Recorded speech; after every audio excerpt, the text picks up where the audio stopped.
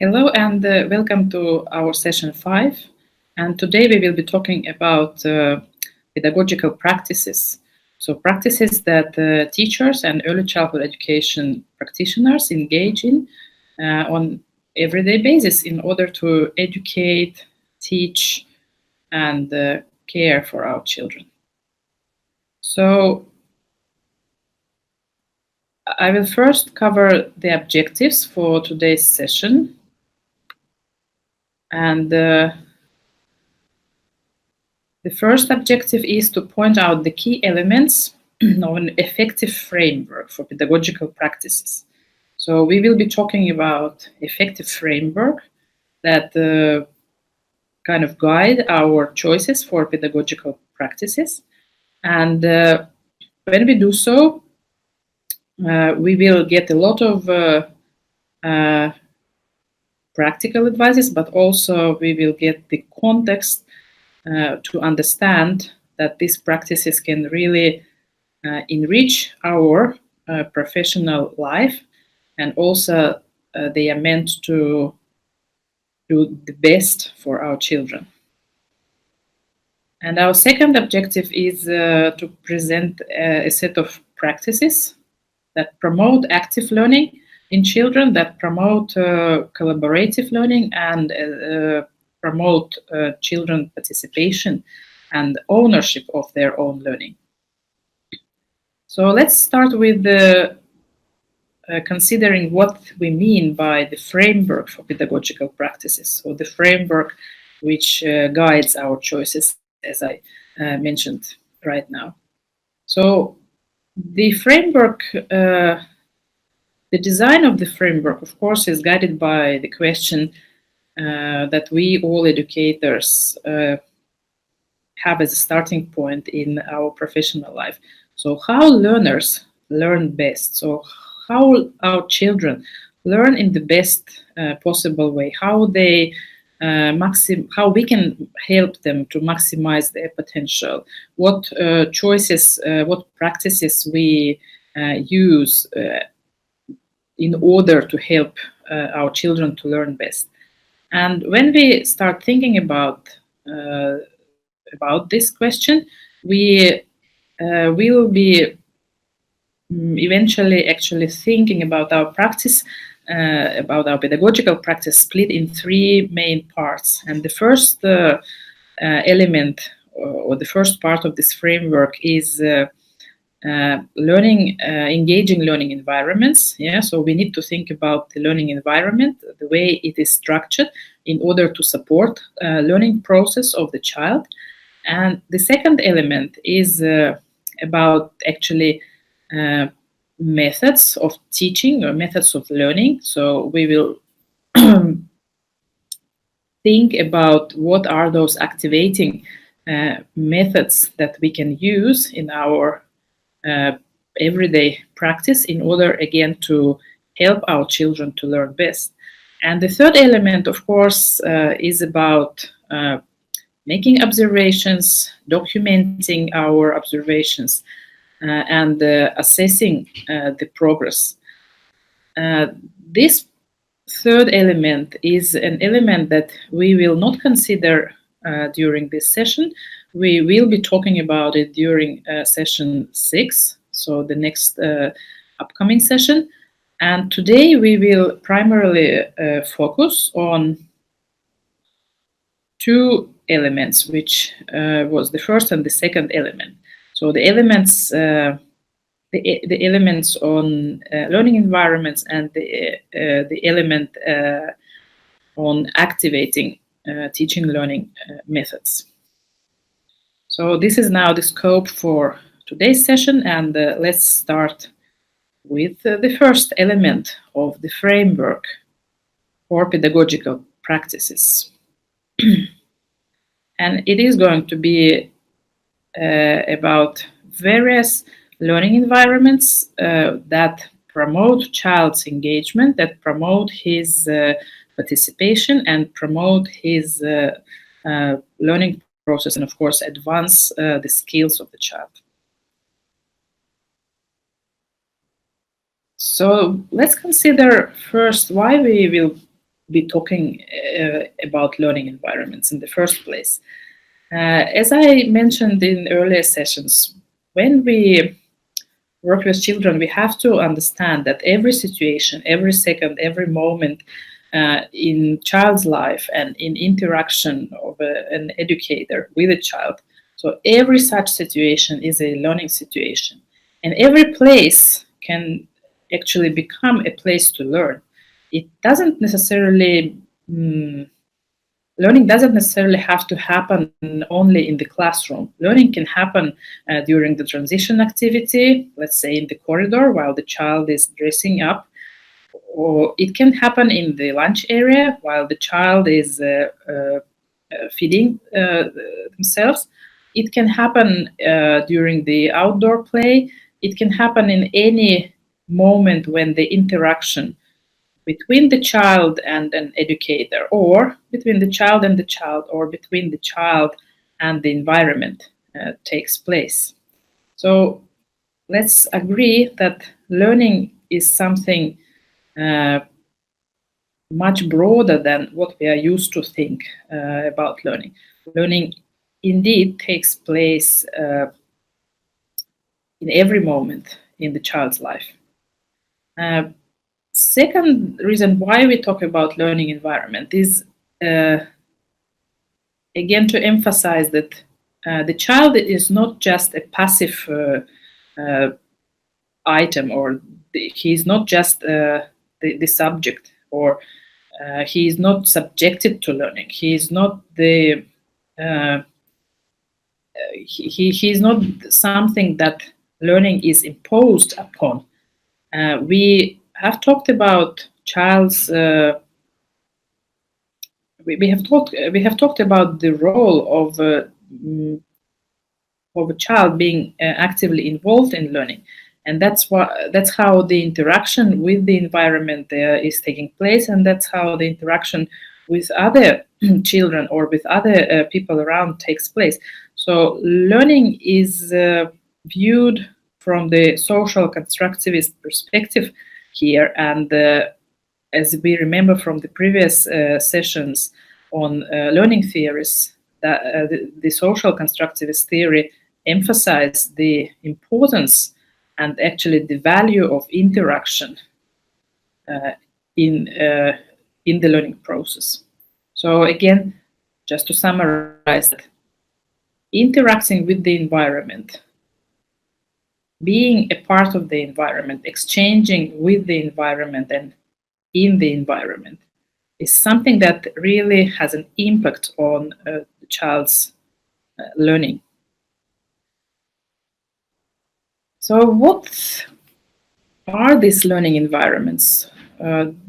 Elsewhere, you could call them learning spaces. It doesn't matter what word what term we use. Let's get to the uh, content aspect. So, learning environments or learning spaces are uh, classified here as in three types. So it can learning environment means, of course, the indoor environment. Yeah. So when learning takes place indoors, one example we all know and we are used to understand by learning environment is the classroom. So this is one type of learning environment. Another type of learning environment is outdoors. So whenever we take children out of the building, out of the premises, it can be a playground, it can be the daycare yard, it can be any other uh, facility or infrastructure available beyond the fence of the kindergarten. Yeah, so any of this type of environment is called outdoor environment. So learning takes place outdoors as well. And of course, the third environment that we are discussing more and more nowadays is um, digital environment, and we understand that a lot of learning also takes place uh, in this digital environment, and also at the very early age. Children interact with the different devices. Children learn from devices, and children understand also the value of this type of learning, and children also benefit in many ways when they interact with the mobile technology, or generally and broader when they are let's say exchanging, yeah, with the different media sources. So we can call this the third environment, as a third learning environment, uh, where the process of learning of children takes place. So let's now go a little bit deeper and through some examples, how we can actually use different types of environment, and how we can use them in order to help children to learn. Some of the ideas probably are familiar, but some of the ideas that I will present today are probably new to many national contexts. So please relate it to your practices and see how you could maybe adjust your practices in the new direction, or how you can integrate some of the elements that you will discover today in your existing practices. So here are examples of learning spaces indoors. I mention again that I know we are used to think about learning space in terms of classrooms, but actually when you think about what other spaces indoors are available, you will discover that, for example, corridors, for example, floors, for example, lunch area space, for example, uh, storage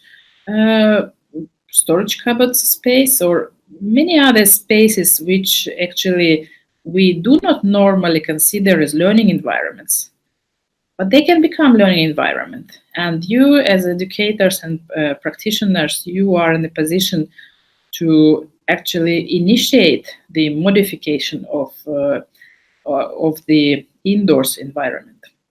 So why not to use floor, as here in the pictures, in the examples, for in order to teach different concepts to children. So you see the picture with the bicycle and the stickers on the floor, which is just a very simple way to use floor in the corridors. By modifying the floor space in this way, you can actually teach concepts of traffic. You can teach concepts of rules of of how to behave outdoors. You can teach concepts of left and right. You can teach actually concept of self-regulation by, let's say, having an exercise for children when children stop for the red light and walk for the green, stop for the red light and walk for the green. So you can actually address many different concepts that you teach to your children through this basic play type activity. Another example in the picture on the left, these are the stickers of footprints and handprints, and they start with the bench. So the wooden bench is here in the picture. So you put the stickers, yeah, on the bench, and then you continue the same path on the floor. This is also one way to, let's say, again, address many different concepts that you learn with children on everyday base. For example, left foot, right foot, left hand, right hand.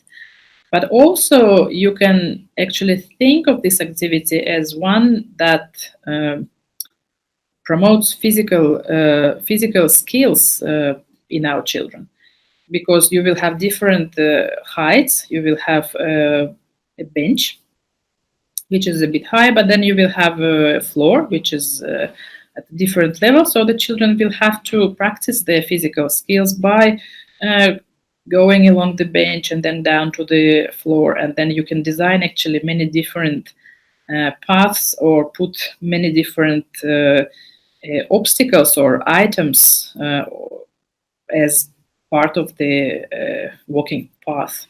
So one example where this type of activity works is when you transit from the classroom to lunch area, or when you transit with your group from the classroom to outdoor space. So you always have these moments through the day when you move from one space to another with a group of your children. So this is one way to actually keep them concentrated, keep them focused, follow the directions, not getting distracted by other items or activities taking place or going on around. So this is something that really guides the child from one point to another, and it is a really functional way to manage the group of children.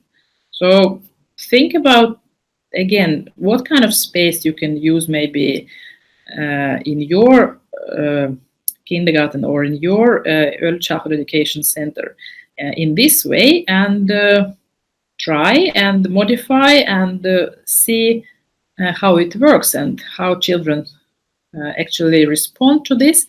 But also, one thing I would like to add here is that it's good to take children in designing this kind of walking path. You can always ask them questions. It doesn't have to come from you as a teacher, as an educator. It can come from the children, and you can actually have a very nice educational activity with your children just by discussing what they think, what the walking path should look like.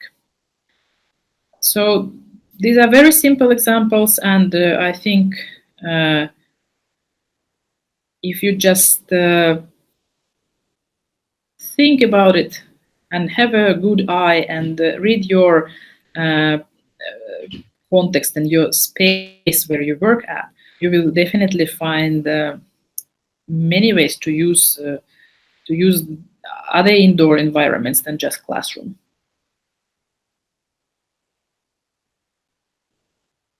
We also use indoor learning spaces for various tasks.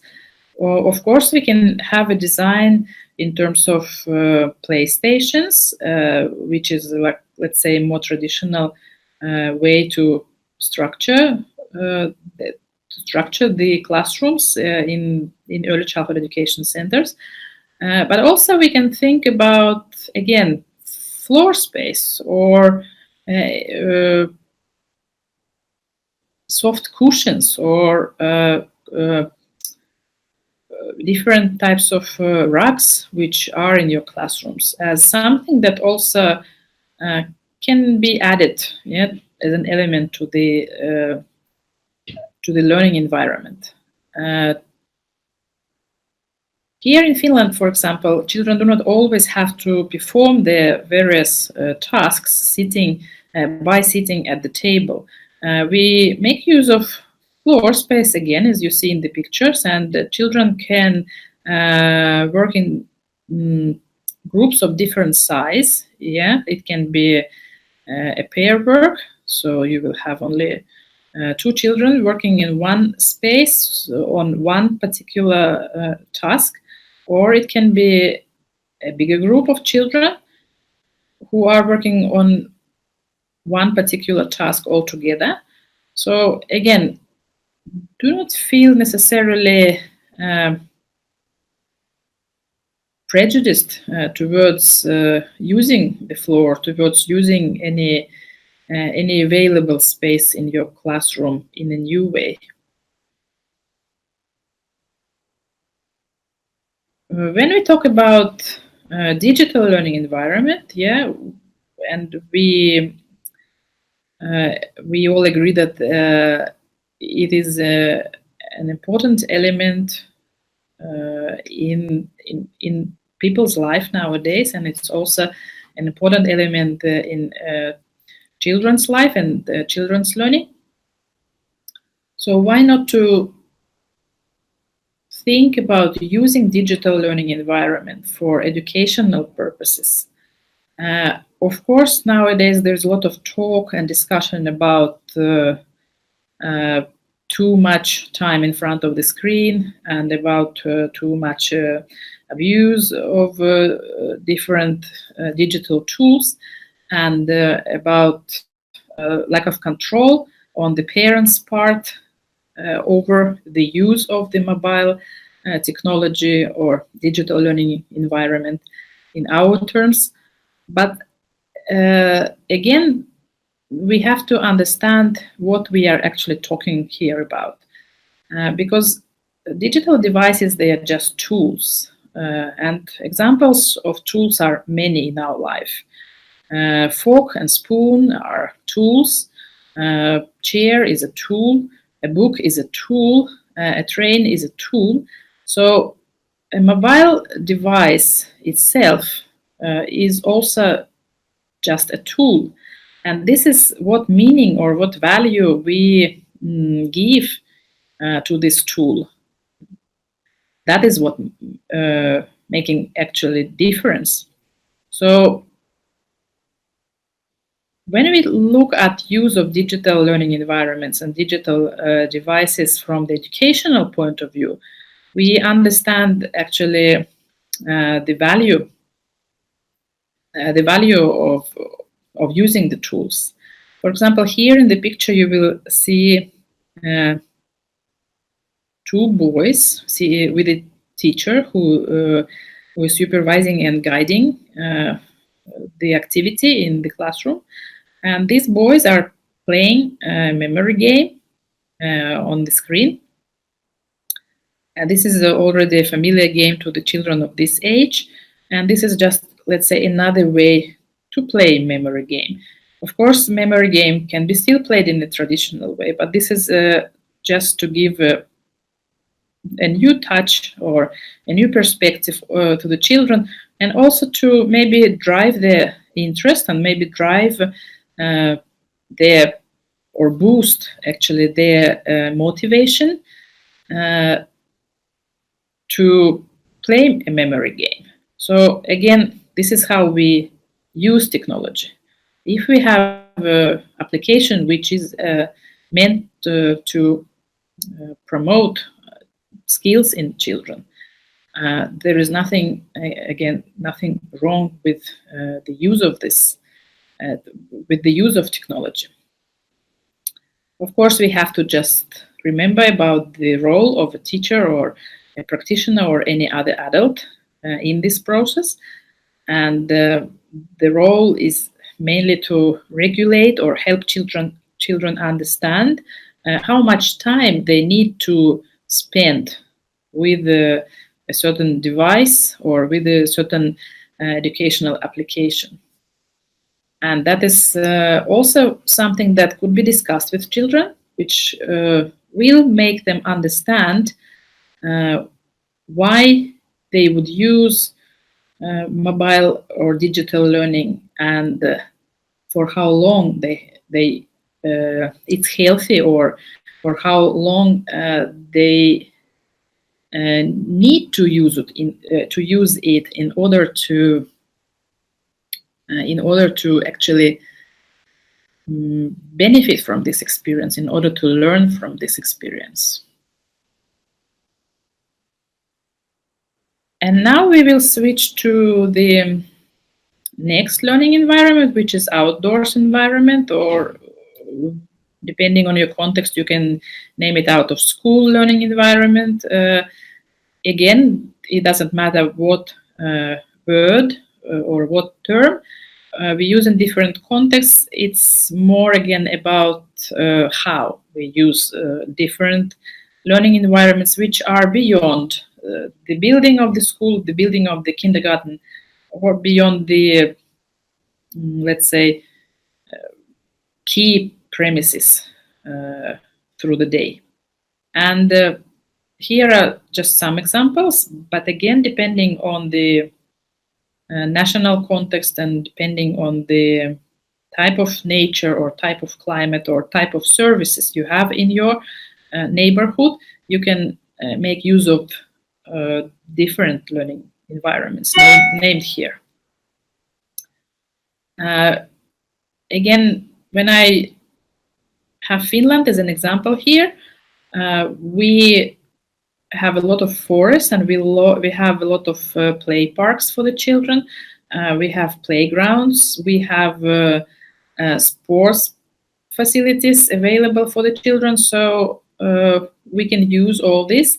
In other countries, you might have different nature environment, but surely you can make use of that environment too. So another example is a grocery shop, and I just give it as a really practical example. Whenever you, let's say, aim to study something like nutrition aspects or cooking meals or maybe even some STEM activities delivered through use of certain edible products or items, you can actually take your children on a field trip to a grocery shop, and you can explain them and open up a lot of concepts to them again related to the life in the world, but also related to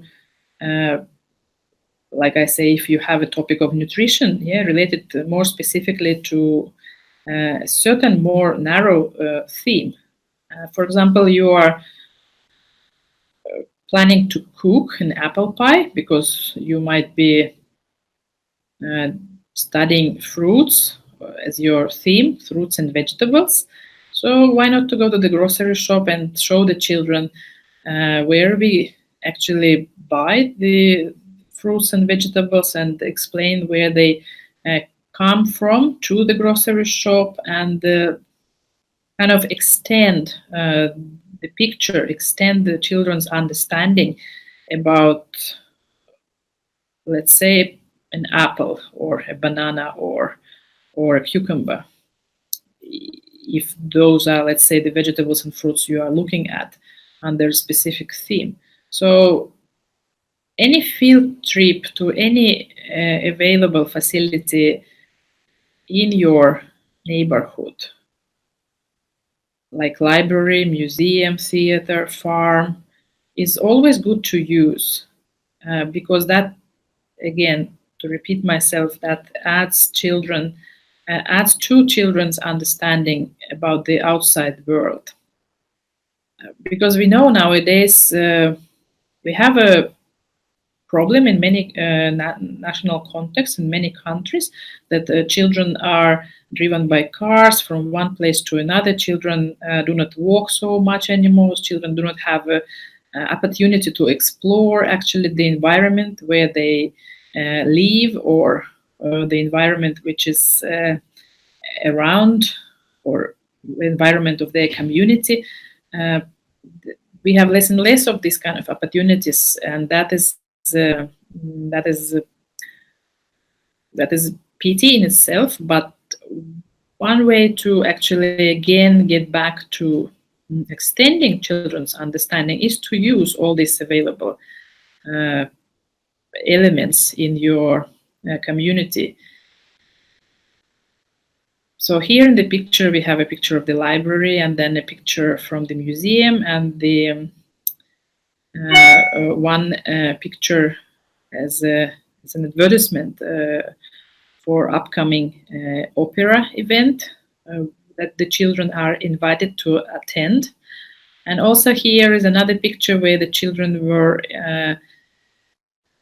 on a nice warm day outdoors, and the students' theater came to do the performance for the children in the nearby their kindergarten. And actually behind this performance there was a story, and children were supposed to move together with the characters from the story through different stations and different spots and perform different activities. So that was an educational activity, but it wasn't again in that traditional formal sense when children are sitting at the desk or sitting in their classrooms, and the whole process is guided just by one or two adults. So use all the resource available, get connected to various actors in your community, in your neighborhood, and think how you can actually use uh, their opportunities as a part of the learning process for your children.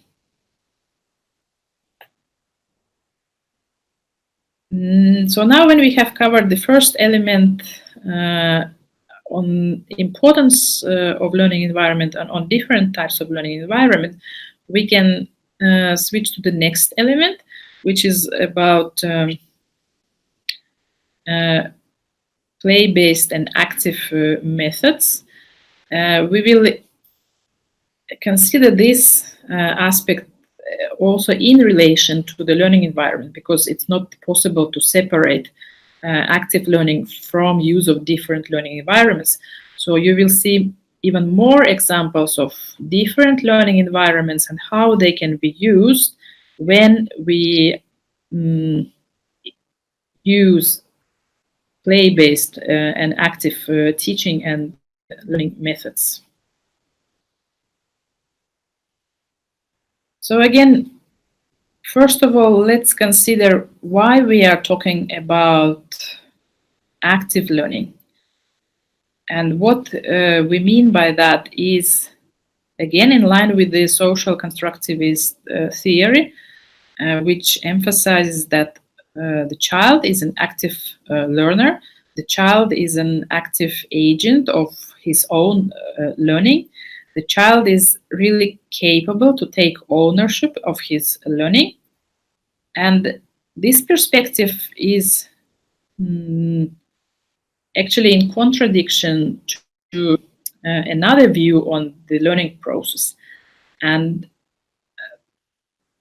we call it a teacher-centered learning. So, as you understand, when we look at the child as an active learner, we talked about student-centered or child-centered or learner-centered approach in education. But we all know that we still have a very strong tradition of teacher-centered learning, where we think that the teacher is the one who has all the knowledge and all the skills, and learning proceeds in a way that teacher delivers knowledge, or the teacher's aim is to transfer the competences and knowledge and skills to the children. But this perspective is actually getting a lot of criticism nowadays, and I think we all are aware of the general discussion on this topic in media or in the professional community too. And we start questioning, actually, is teacher-centered approach the only approach? Is it the most effective approach? And when we ask these questions, we naturally understand that we should put more emphasis on the child. We should really understand that the child is the one who is going to learn.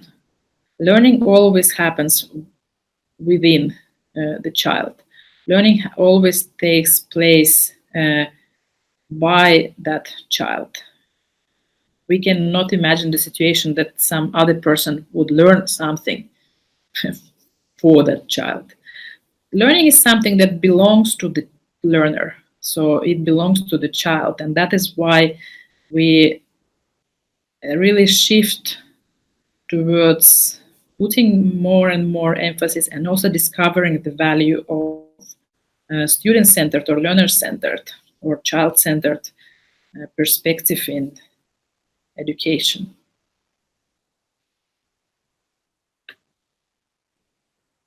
this is again to a little bit provoke you, but also to relate it to a very practical situation in our everyday practices. This is a quote which should be heard uh, from the child's perspective. So let's assume we have a child, and the child tells us, when you draw for me, when you cut for me, when you write for me, when you find something for me, when you set things ready for me, all I learn is that you do better than me.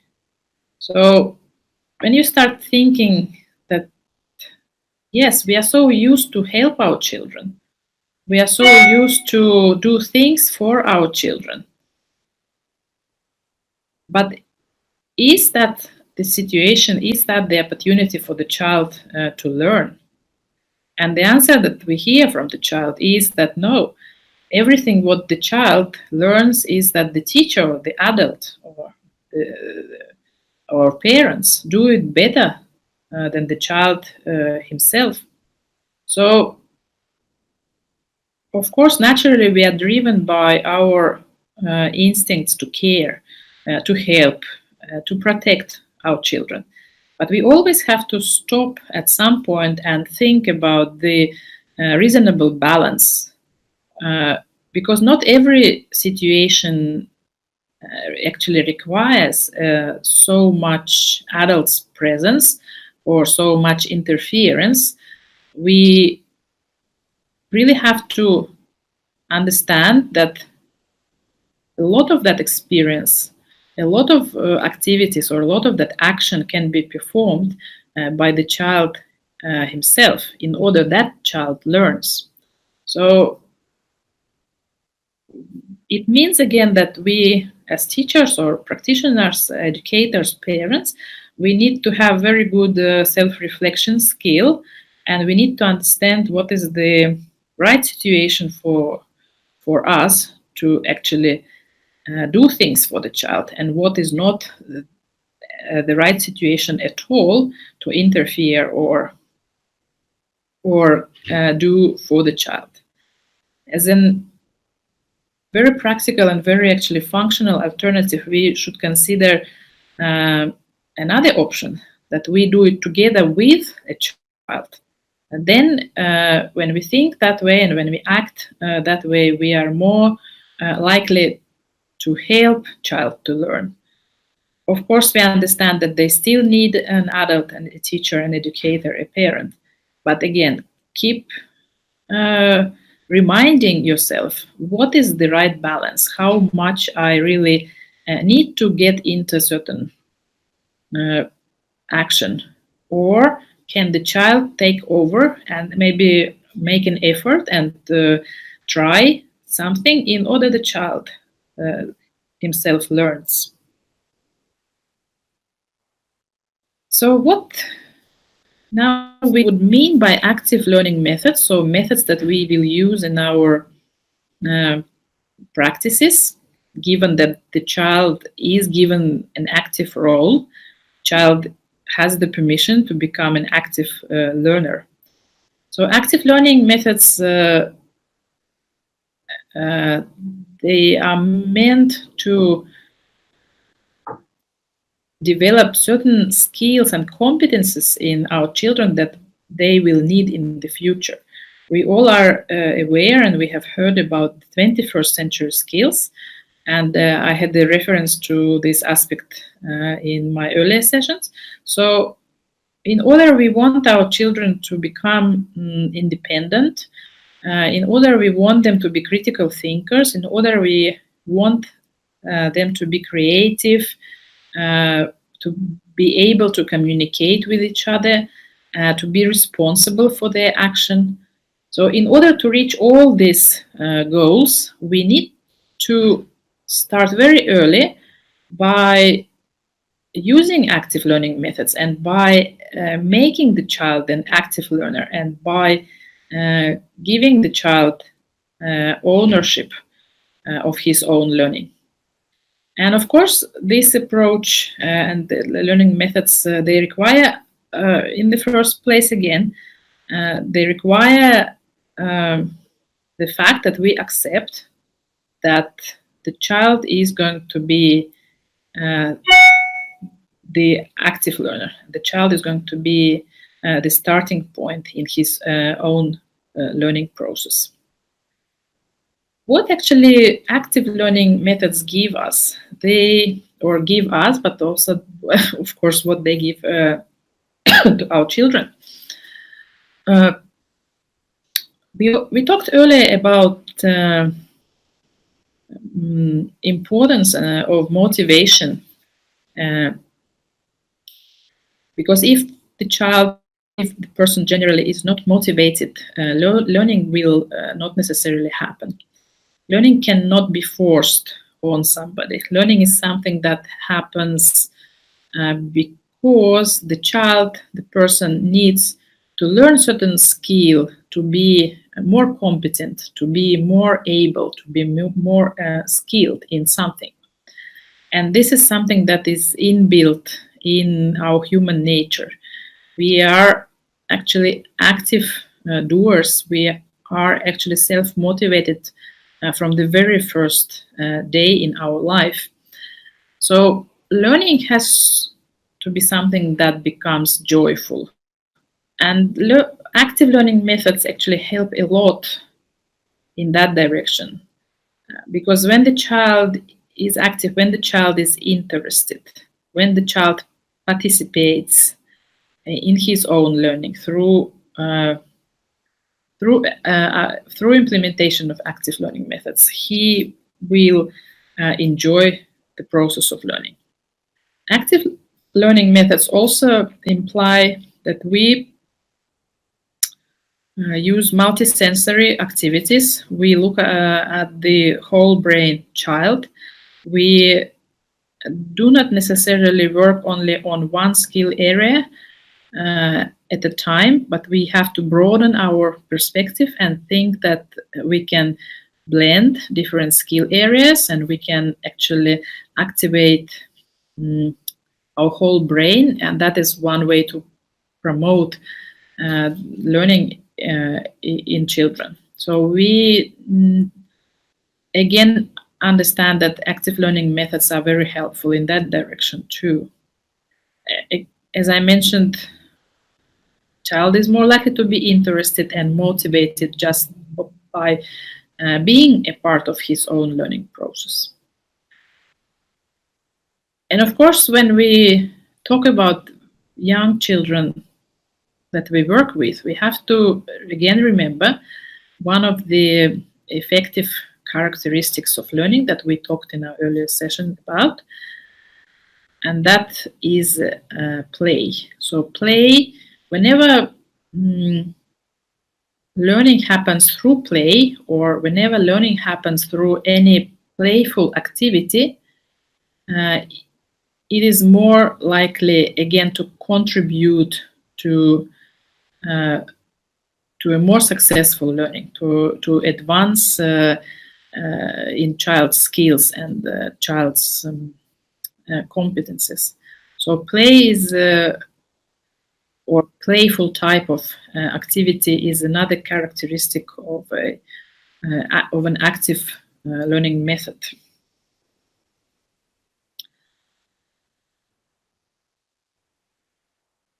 So, in addition to what I have already said on active learning methods, I could just add that we need certain strategies when we structure activities in the groups. And we need to consider that the smaller the group for certain activity, which will involve active learning method. So the smaller that group is, the more effective learning and the more beneficial learning will happen. But also, so this is on the child's end. This type of group arrangement, when we work in small groups, it's very, let's say, child-friendly way to structure the learning process. But also this is for the teachers, it's about the group management, and it's about really feeling or fulfilling the whole learning process with multiple elements that probably would not be possible to implement if we work with a huge group or the whole class of 20 or 30 or even more number of children. So consider how you could split your big group of children into smaller groups for certain learning experience, and also think about sizes of the groups, and maybe also try different formats, or try different group sizes, so that you will find the optimal size for certain age group, for certain type of activity, and also for you as a teacher, as an educator, what is that optimal size of a group that you really find functional to work with. So it's very important to keep in mind that some children really need to work only, let's say, in pairs.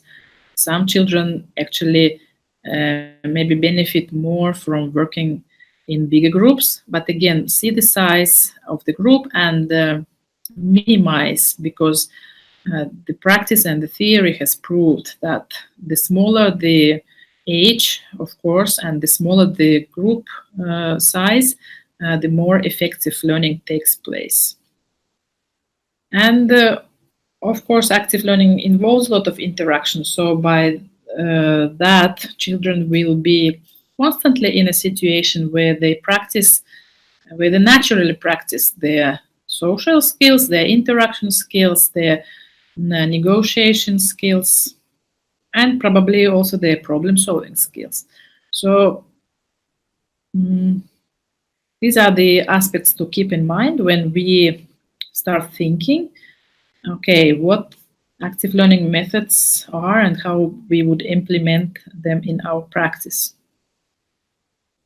And here I will switch now to the examples of active learning methods. And let's start with the probably familiar to many of us,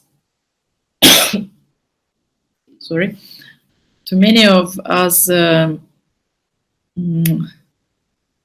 hands-on, brains-on method, like sensory and messy play. So, of course, we understand that a lot of learning happens in early age children when they actually are manipulating with items, when they use different sensory, or when they are exposed to different sensory activities. Like here I have examples of water play, just here in the middle of the slide, and then the sand tray, and then different sensory bags, different messy plate trays. You can use actually very basic materials like salt or corn flour and water for creating, let's say, messy play experience. You can also have sensory experiences for different parts of the body. So not only hands need stimulation, but also we can think about children's feet. So you can create a different, or let's say, a sequence of different textures, and children will walk on them and have certain sensory experience that you can actually then discuss with the children. And you can ask them many questions, like, what was your favorite type of experience? How did you find this? What did it feel like? So ask many open-ended questions about how children actually experience this, what they feel when they are engaged in with a certain material or in a certain type of activity. You can develop the imagination in addition to the tactile experiences. So basically, the teacher, educator, or parent, they have unlimited possibilities to create sensory and messy play out of basic supplies available, let's say, even in the kitchen. Right. Of course, another example of an active learning method is when children actually use actual tangible manipulatives that they can hold in with their hands. And you have here just again some examples, but there are many more.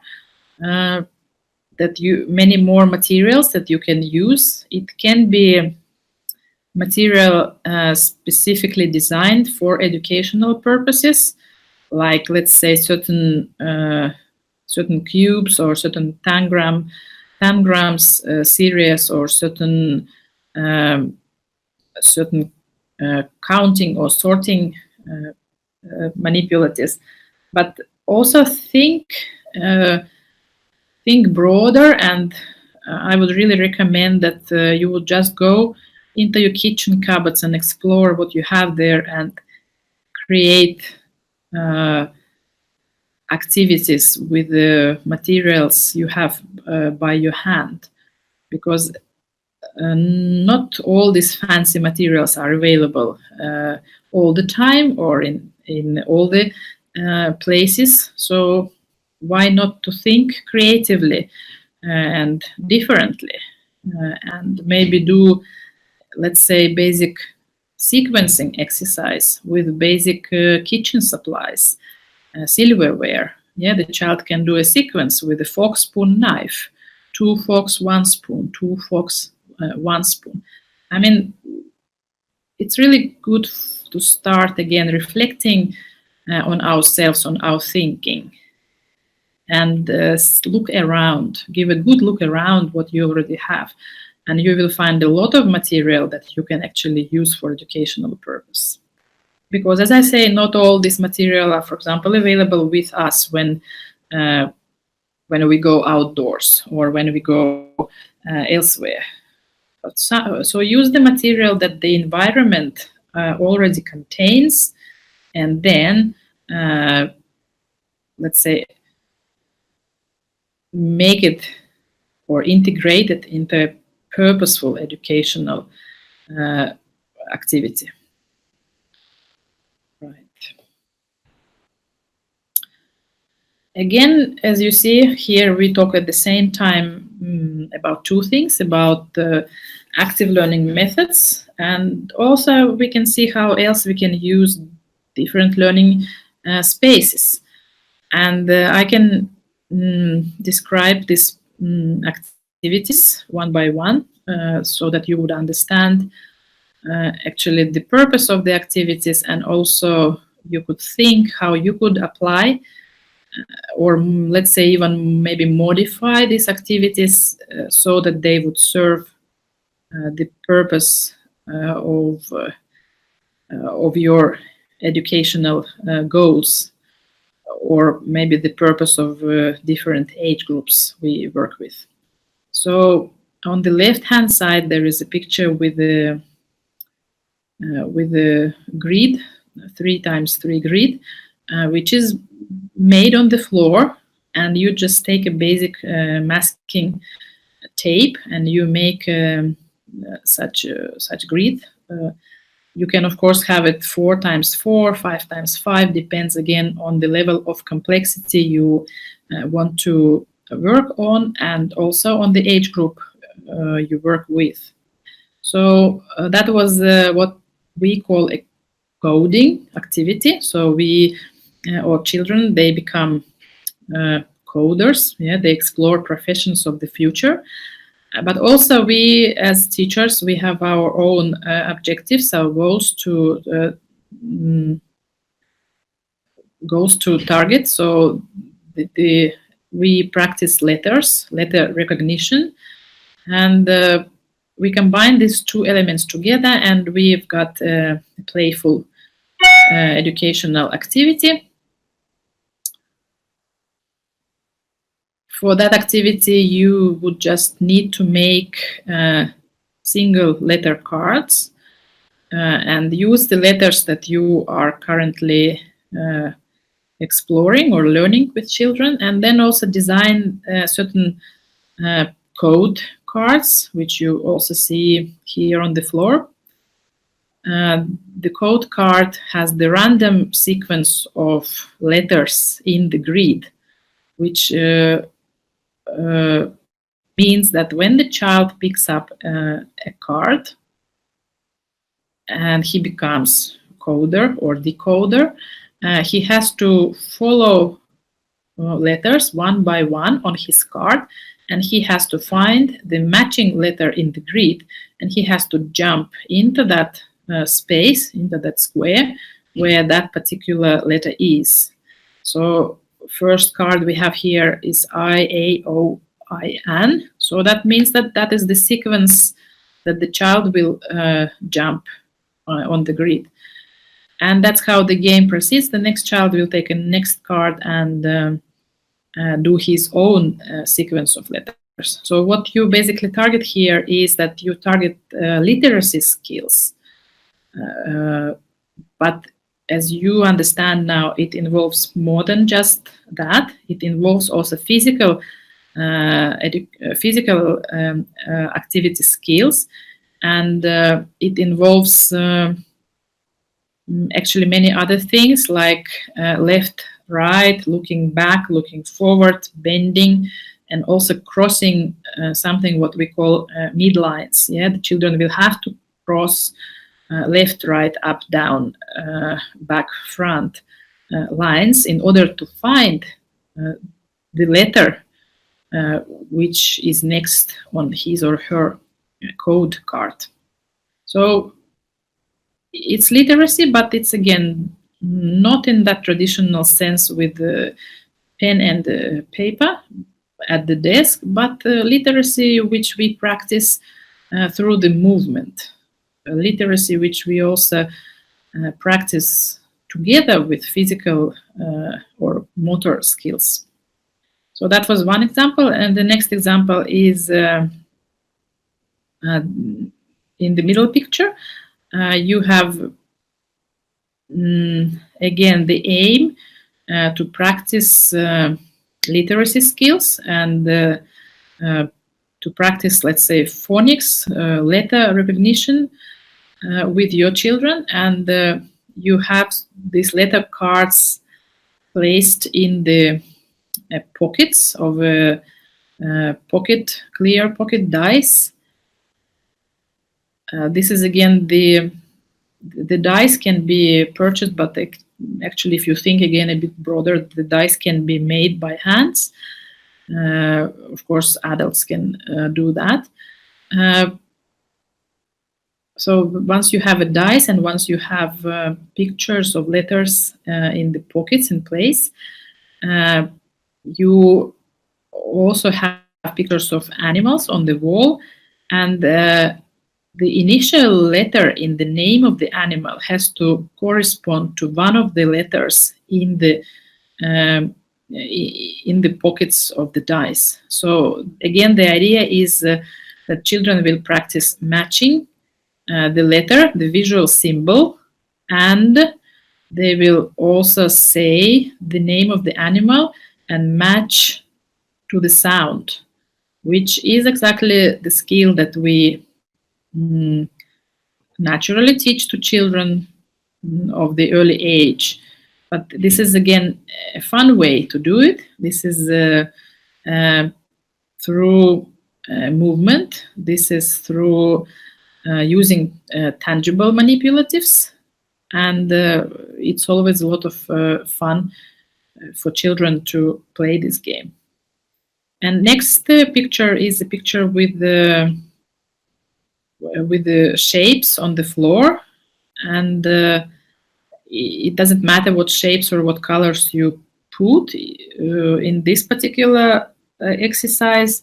Again, the idea is to practice literacy skills. Here we go beyond letter recognition and phonics in terms of matching the initial sound to the letter. Here we would work on, let's say, splitting the word into syllables. Yes, so why I have a dinosaur here on the floor. So children will take one toy in their hand. It can be a dinosaur, a horse, it can be any small world toy that you have otherwise in your kindergarten when the children play small world. So take a collection of toys and try to work on how you can split the word into syllables. So when the child takes that particular toy in his hand and he says dinosaur, then ask a child to clap the word as split in syllables. So the child will be literally doing dinosaur, and then ask a child to count how many claps he has made, which means that many syllables are in the word. And then the child has to jump that many times as syllables in his word. And again, you see that it's a very complex activity. Initially, the idea is to practice literacy skills, language skills, but actually you practice more. You also practice mathematics because you have to count the number of claps. You also naturally do gross motor exercise because the child has to jump from one shape to another.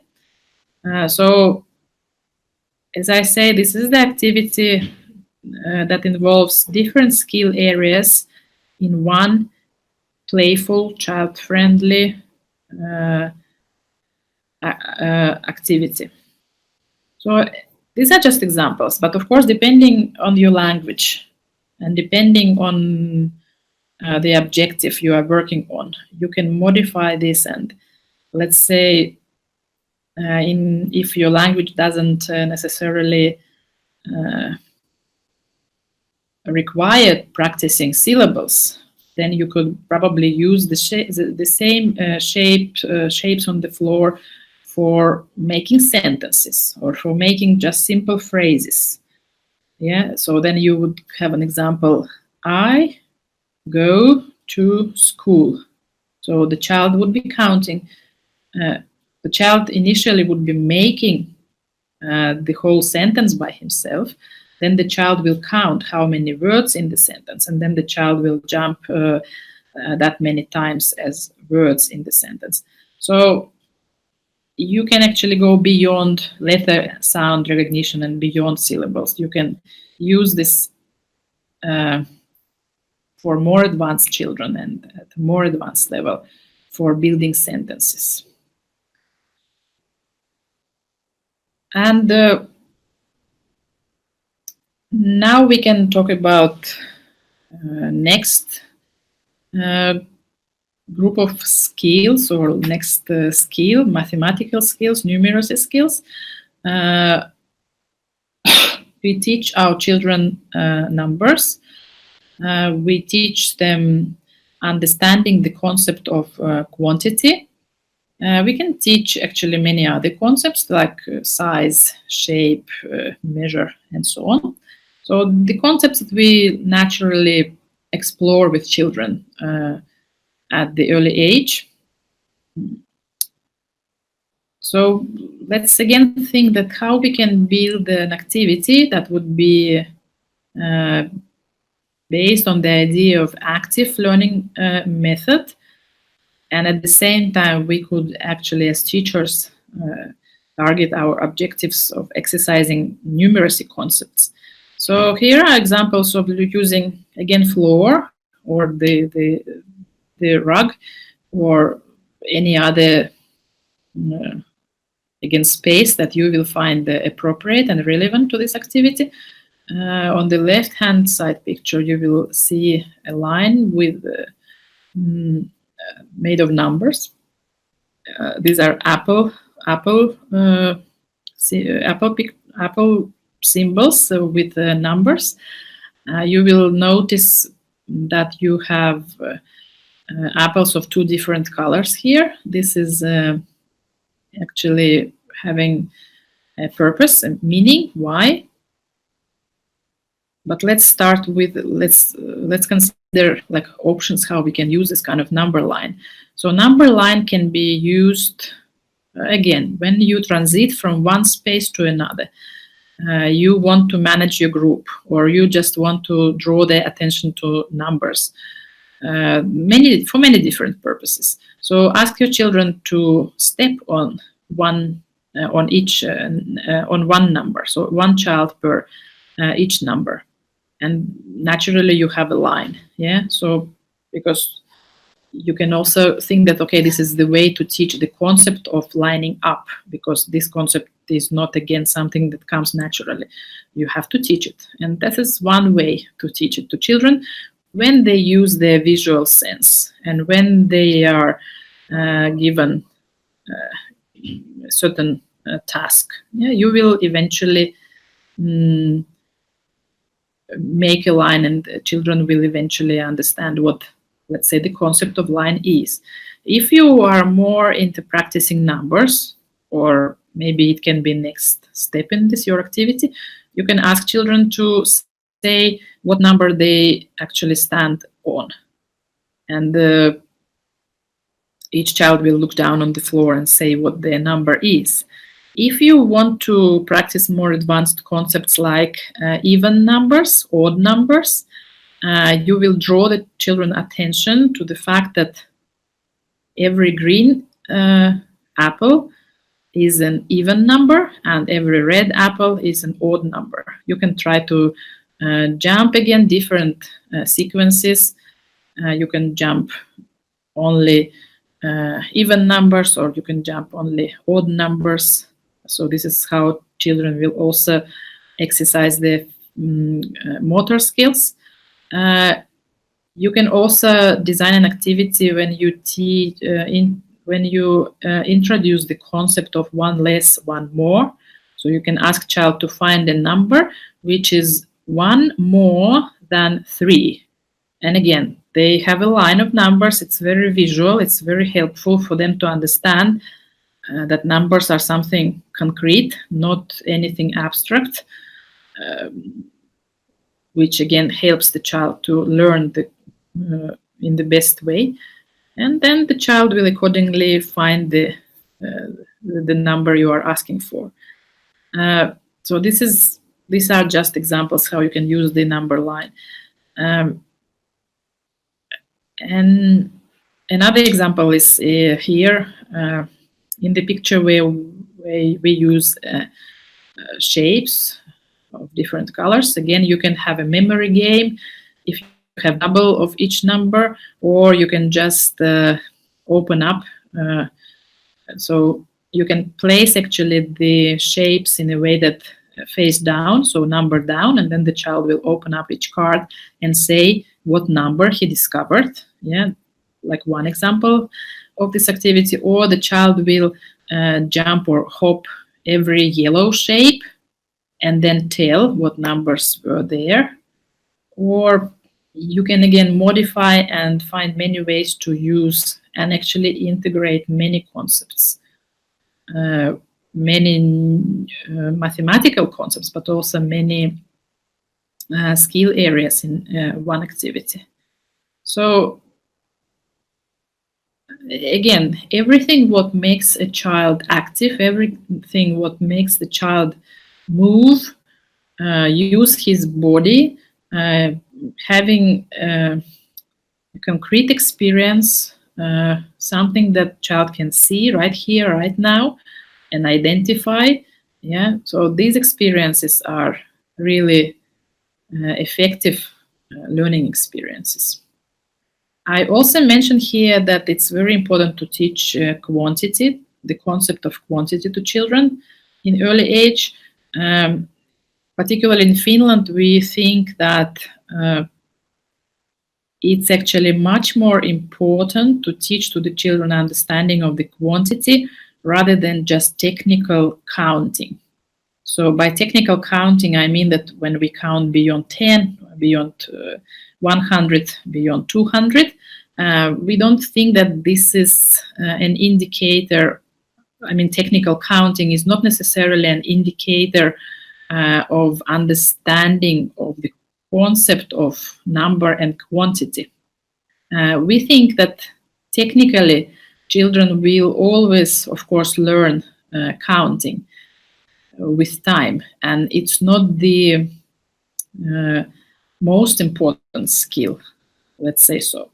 The most important skill actually to make children understand what is it to have certain quantity of certain item or object. And that's why we focus on teaching numbers, but also like quantity from 0 to 10, from so the first 10 numbers and quantity, and make children understand what is this 10 made of. Because when they go further with their mathematical studies, and if they haven't mastered the concept of quantity, what is it to have two hands? Yeah, what is it to have one belly button? What is it to have three dogs? So if they don't understand the concept of quantity, so relation of number to the quantity, they will more likely develop difficulties in their mathematical thinking.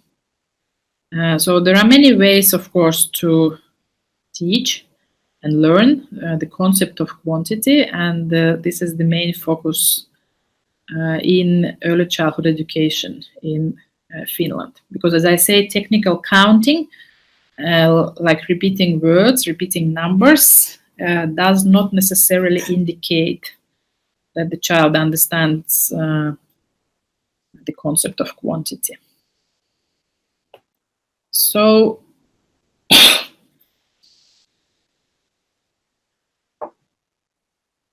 this is actually is related to what I've just mentioned. So let's teach the child understand the mathematical concepts, numeracy concepts through actually languaging. And languaging we mean through the use of actually language to describe certain mathematical concepts. And also this is another way or this is one way to help children understand that there are many ways to think about the same number or about the same quantity. And here I give you an example that is an example that I had with my group of children, age of 5 to 6.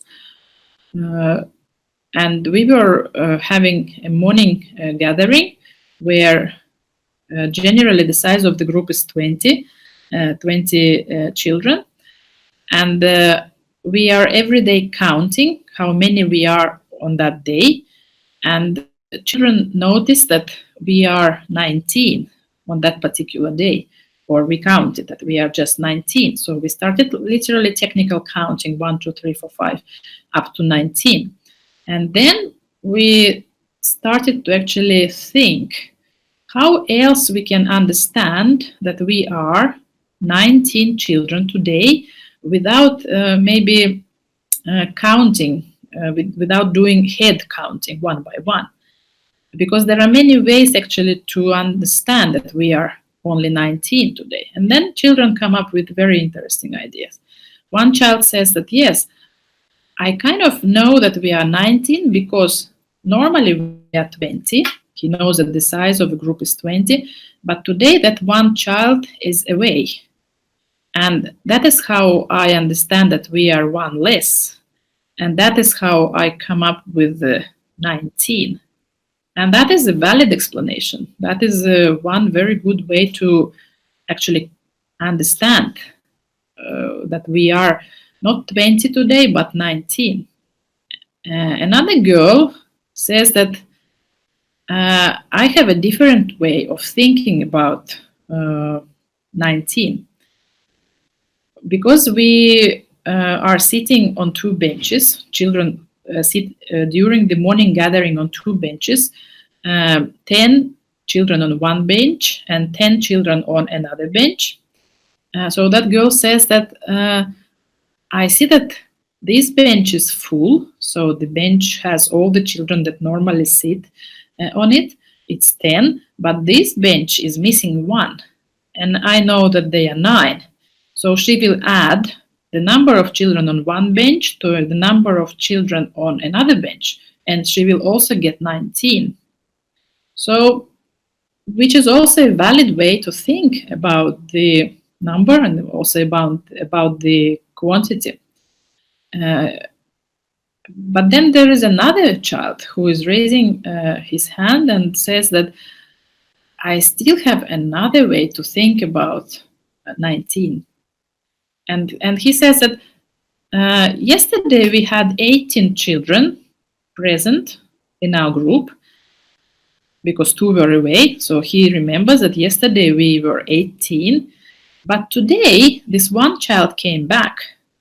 So that one child. So he will add yesterday's 18 plus that one child who came back, and he will get again 19, which is a third valid explanation to the number.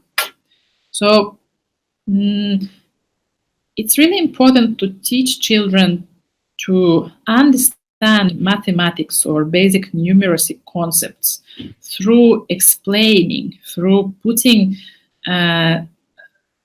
the numbers in the context, through relating them to the children's experiences, through actually using the language explanation in order to describe different ways we can think about mathematical concepts.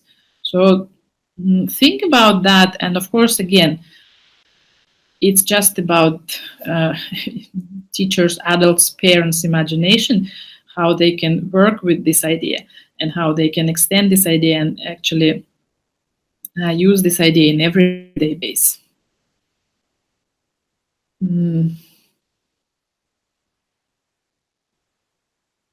Now I will continue with the examples of active learning methods and naturally various learning spaces, environments. And here is again another example. So again, when we think about the child and about his experience and about activity that would relate to the child's life, we really need to understand that using just some single random activities imposed by the teacher are not necessarily the most effective way to learn. So try to think that single activities can actually be integrated into a project, can be integrated into something broader, something bigger, and design this kind of small-scale project. It can be a small-scale project, let's say for one afternoon, as here in the pictures, or it can actually lead to a larger project. So you will just see how the interest in the group evolves and how you could actually promote this activity to the next level. But this is an example of actually a small-scale project which took place during one day, in fact one afternoon, and that is a project which contained 4 steps. So the whole idea of the project started with the children's interest. At that particular point in time, children were very interested to discuss and to learn about dogs. And we went to the library, we took a lot of books, we read them, we discovered new facts about the dogs, we talked about how we can take care of dogs, how we need to feed dogs. And then once we came up with this idea that we also need to train our dogs, we need to teach them certain skills. So how to do that? And then there were a lot of ideas, a lot of discussion among children, and that was the starting point for this project. We came up with this plan that we need to design various agility tracks for the dogs.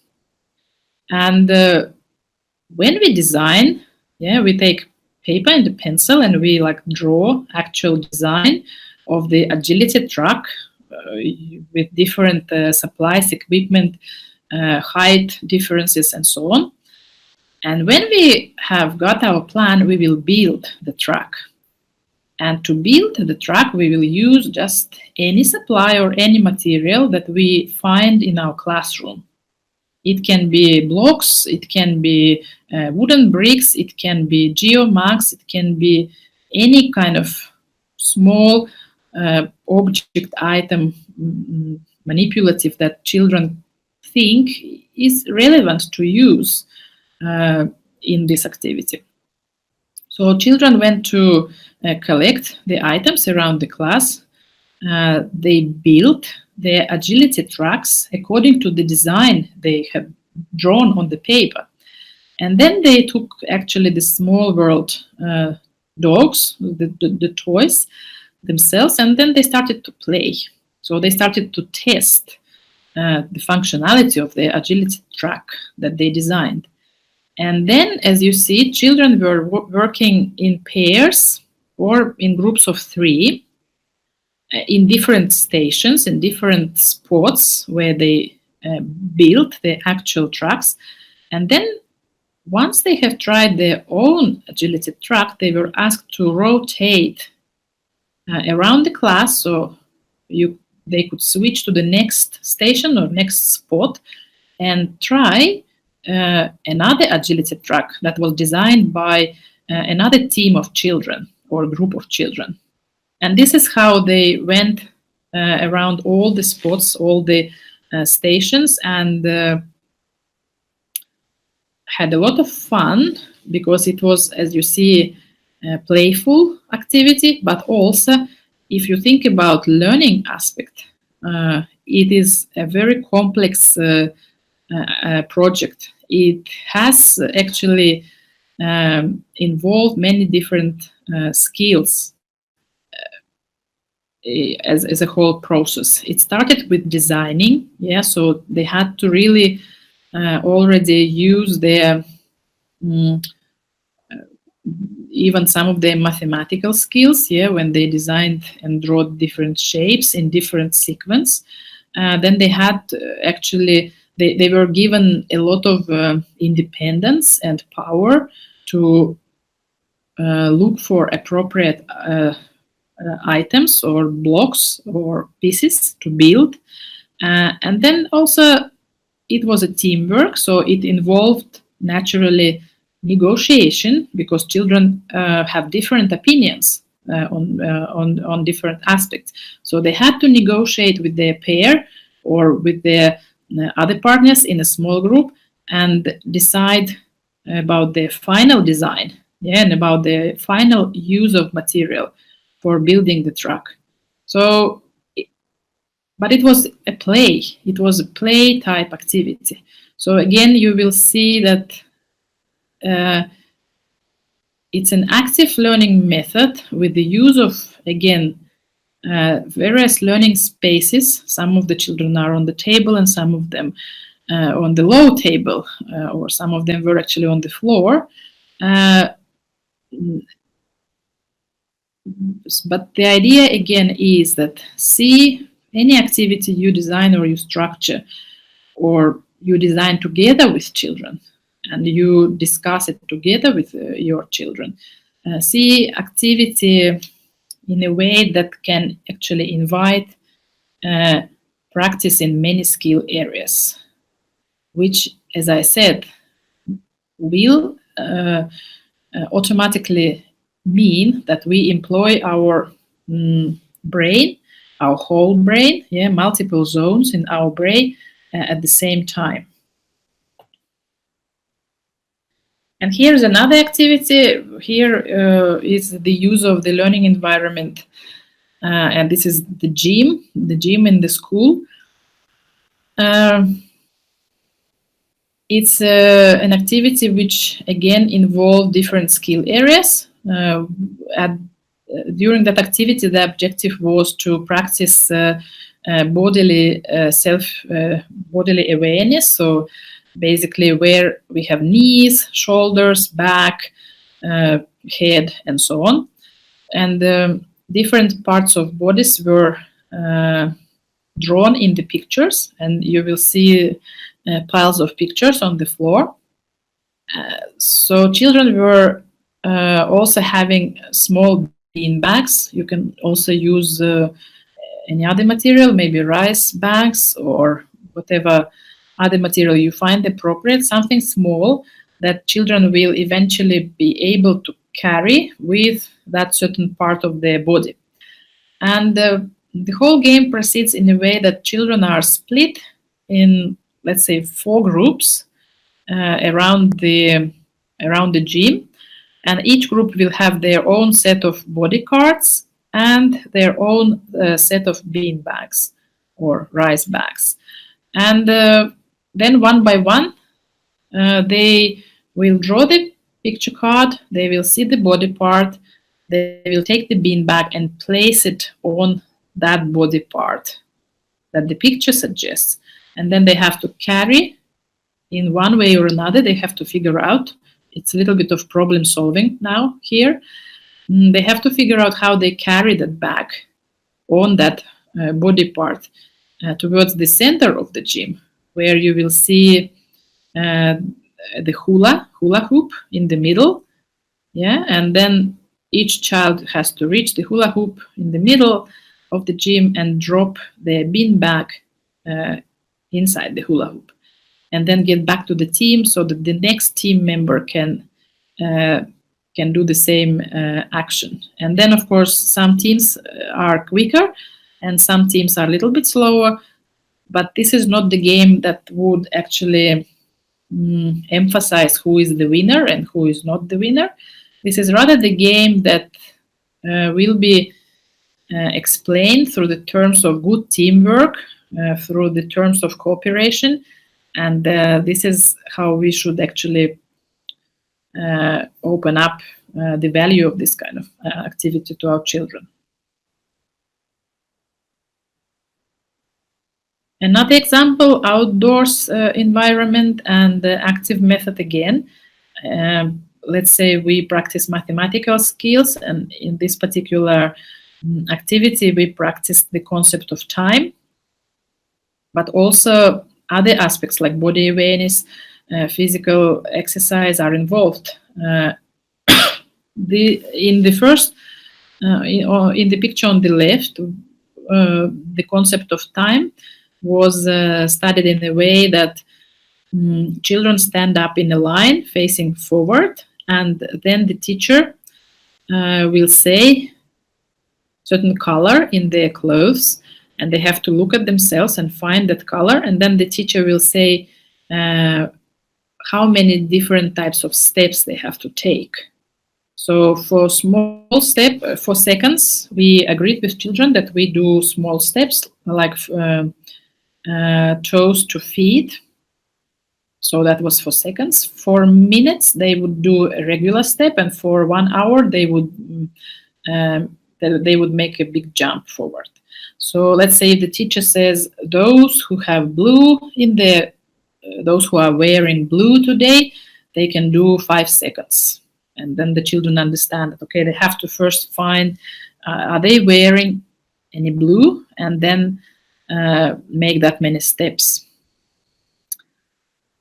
And this is how the game proceeds. So different children, again, will be proceeding at a different pace, which is okay.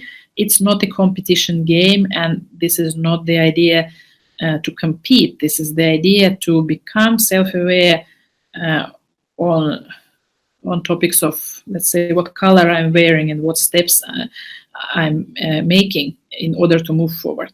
And again, when the activity ends, the teacher, the educator should emphasize that this game, that those who advanced further, those who reached further, they're not necessarily winners. It's not a game which involves winners or losers. It's just a game to practice the concept of time. Another game on the right-hand picture is about understanding the concept of the clock.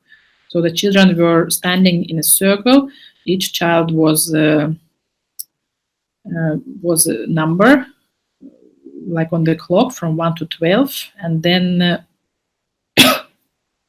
in the middle we had another child who was actually holding the jump rope, and when some child would say the clock shows 1:30, so children had to think what it means actually, and where the handles, which were the jump ropes, where the handles would move next. So they had to understand that there are two handles here, one for minute, one for hour, and then which handle, they had to remember which jump rope or handle, which color is for minute and for hour, and then how to move it around the clock so that we will get that particular time that was asked to show. Of course, this is already the activity that is carried out when children have basic understanding what clock looks like, and the structure of the clock and how the handles move around. It's just like an addition to have it through the to exercise the concept through the active learning method in a different environment, not in the classroom as you see anymore. Some more examples here. So again, involving multiple skill areas and multiple different environments. For example, in that first picture, children actually made their own memory game. Yeah.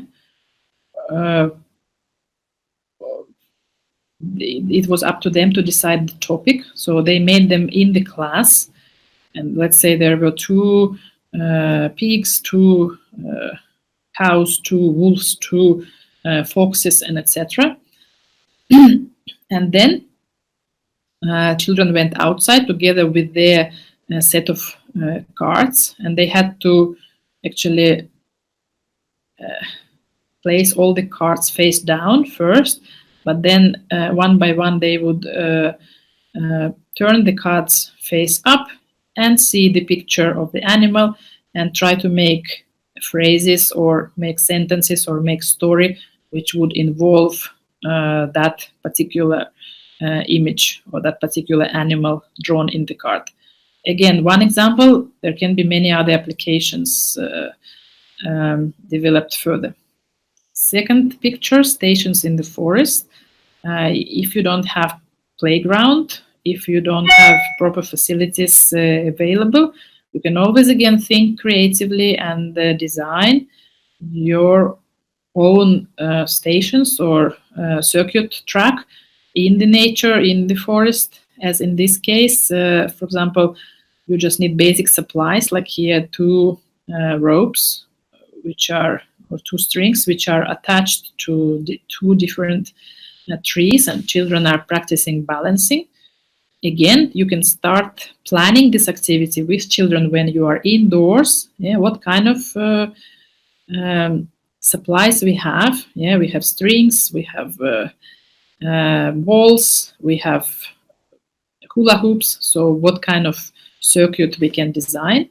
And definitely children will have a lot of ideas, and then you just go ahead and implement it in the forest, in the park, for example. Another third activity is that children were asked to find to use 5 different senses, and also to find items in the schoolyard that would relate to that one particular sense.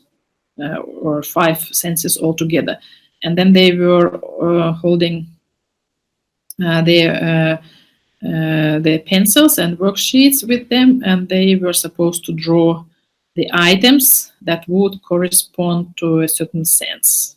So if you have a picture of an ear, something that you heard, and when you, in your worksheet, you have a picture of your hand, so something that you touched, and then you have a picture of your nose, something that you smelled. So in front of pictures related to 5 different senses, children would draw an item that they have experienced with that sense.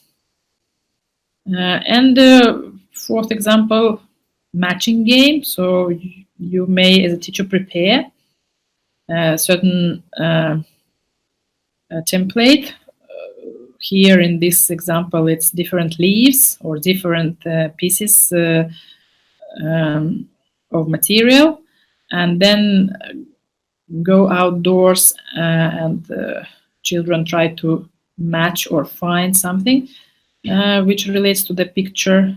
So it's basically matching game, or you can also think about what kind of scavenger hunts in nature you can do, or nature bingo you can do, and many other variations. But something that, again, you start exploring indoors and you take it outdoors in order to extend the activity and in order to extend the child's understanding of the whole concept being studied and explored.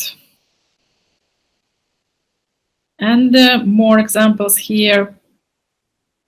Why not, for example, to ask children to create their own circuit or path and think about different types of movements they can perform at different spots. Again, these activities will involve teamwork, creativity, problem solving, spatial awareness, of course, physical activity, and probably many other skills too.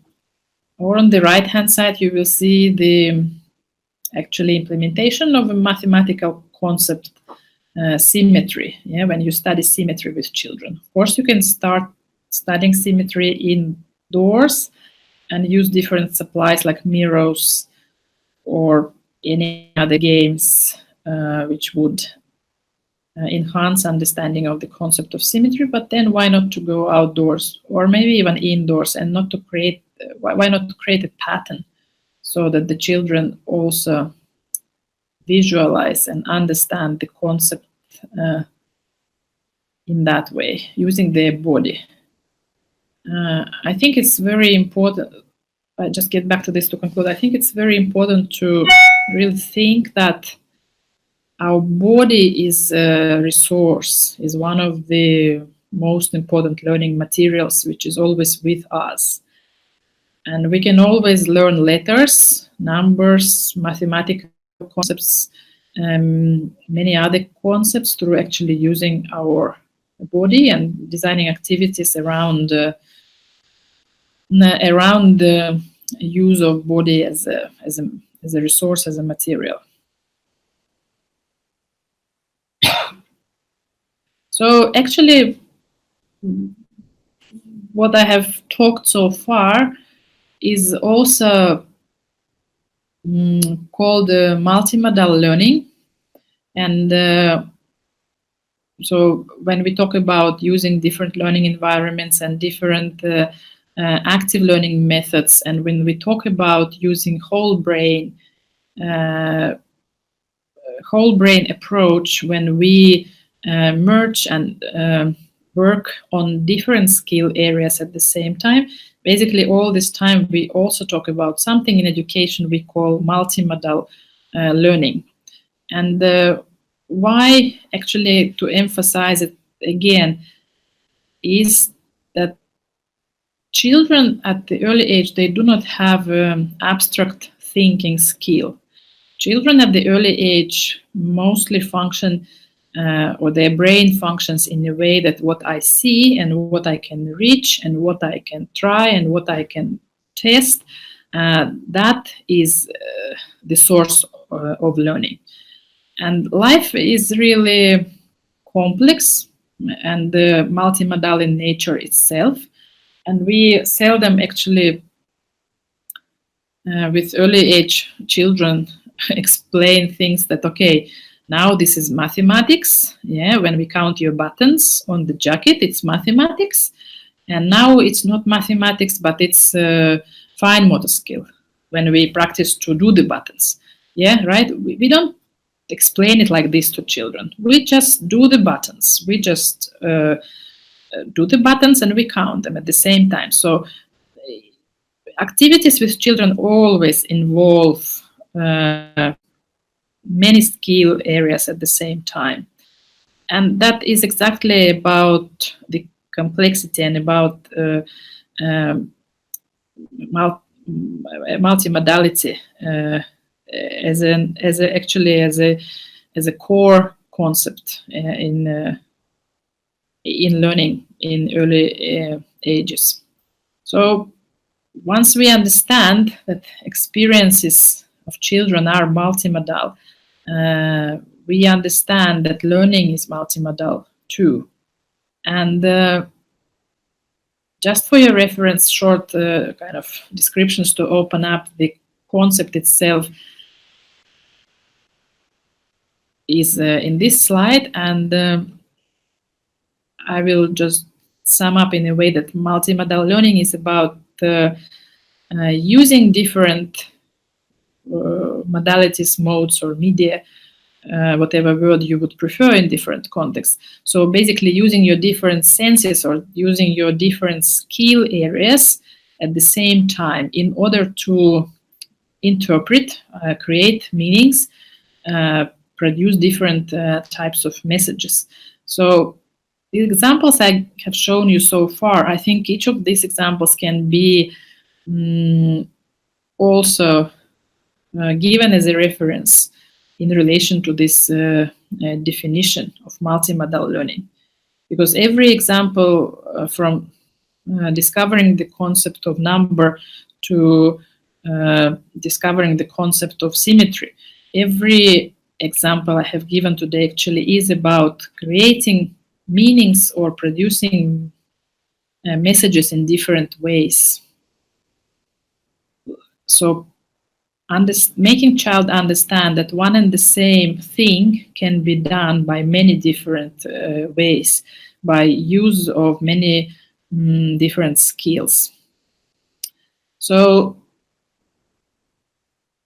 another important aspect about multimodality is that usually input is in one modality, or let's say in one sense or in one skill area, and then the output is in another modality.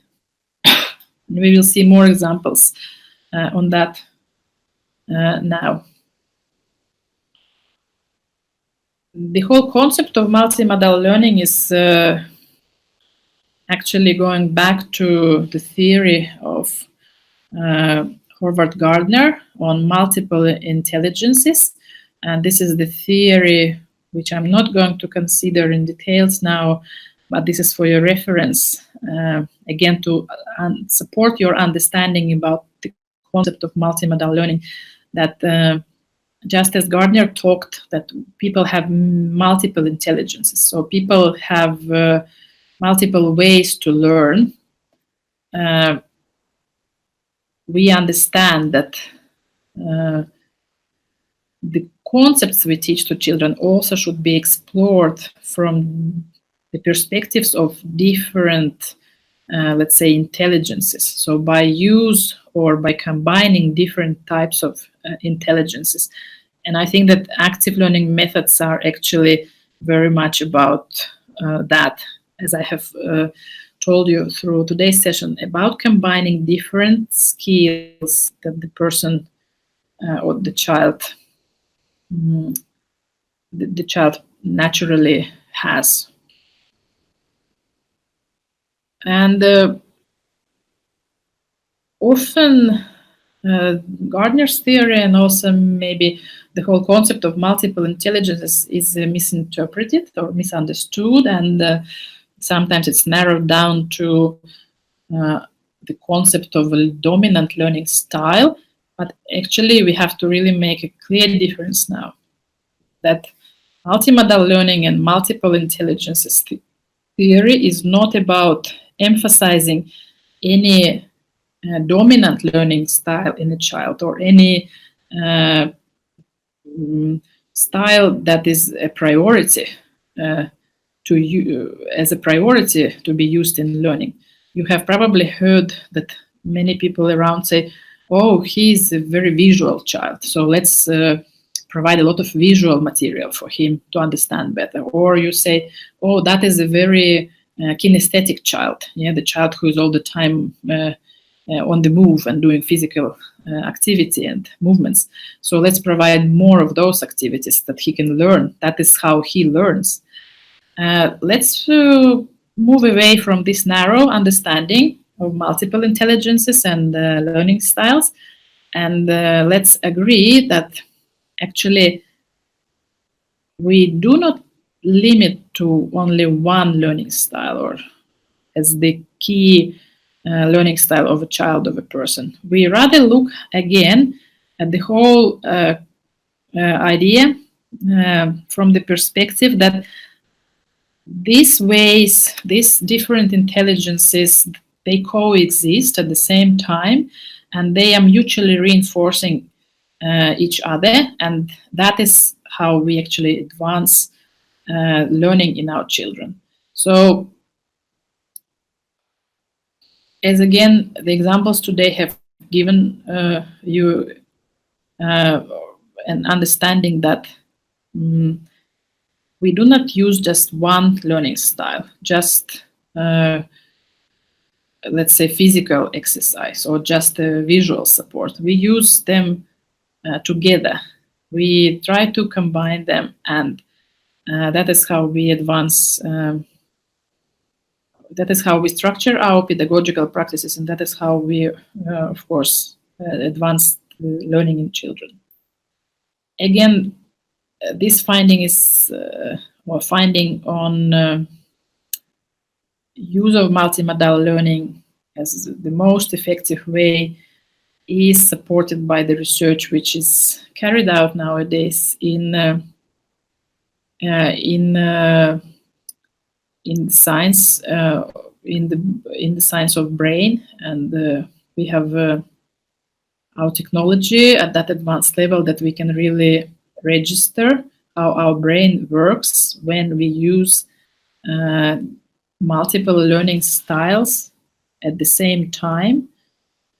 And that is why we talk nowadays more and more about uh, active learning methods and blending uh, different active learning methods to support development in different skill areas simultaneously. Here is a list of different modalities or intelligences. This is for your reference. You can just look at it at your time. And I've also given the examples, actually, what kind of activities can be found under each intelligence or under each modality.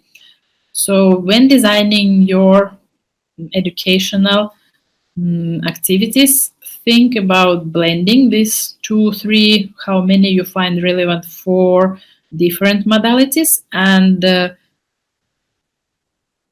in that way you can ensure that you have a very complex coverage of skill areas, and you also provide a complex experience to your children, and you also make them understand that one and the same concept can be presented through the use of different modalities or intelligences. And here are some examples of multimodal learning, which is in turn active learning, and again, in many cases, still we will see later, involving use of different learning environments. But let's have this example in details. So this activity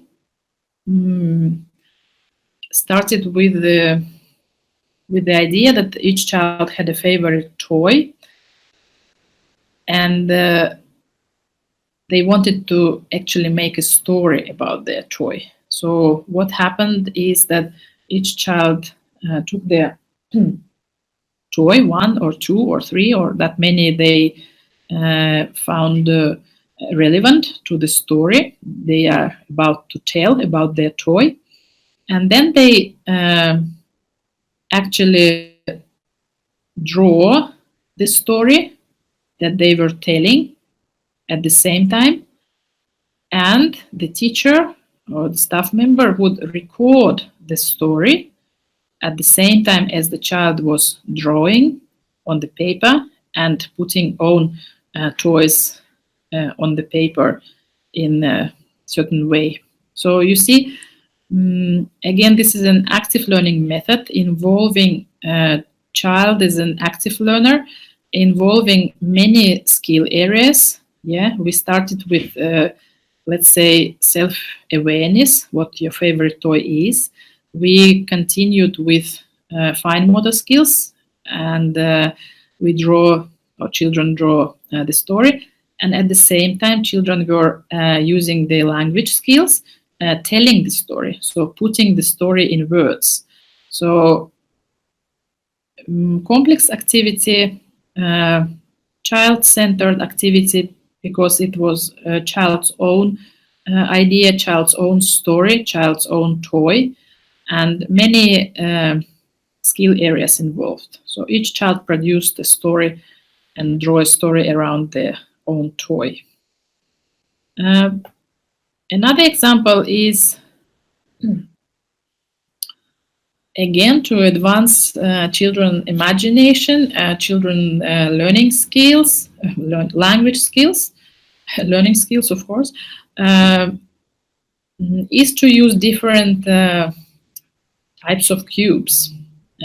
You can, again, be creative, or if you have supplies available, of course, you can use ready-made cubes, but you can also make your own story cubes. It can be, again, in the form of a clear pocket cube, as in the picture on the left, or it can be a paper cube that you can actually make by yourself, or you can actually design it first with your children. What kind of images we will take into our story cube, and they can even draw their own images, and then you make the actual story cube with paper or with maybe some cardboard, so that it holds the shape, and then you can use it for the same purpose. So again, the idea is to design a story. So children will roll the cube, roll the dice, and the image which is on top will tell what the story starts with, and then make a next roll or next move, and then the next image that you would relate, let's say, to the first image. And this is how you can design a story. This is how your story will get continued. You can use pictures, but you can also use numbers. You can use maybe letters. It's again about how you design the activity and how you instruct children to implement this activity. Or it can be open-ended questions, like what, when, why, and where. So in the pockets, you will just insert the cards with the question words, and then you will design the story based on the question that will be seen, that will be on the surface after the child has rolled the cube. And this is another hint how to make a story with open-ended questions.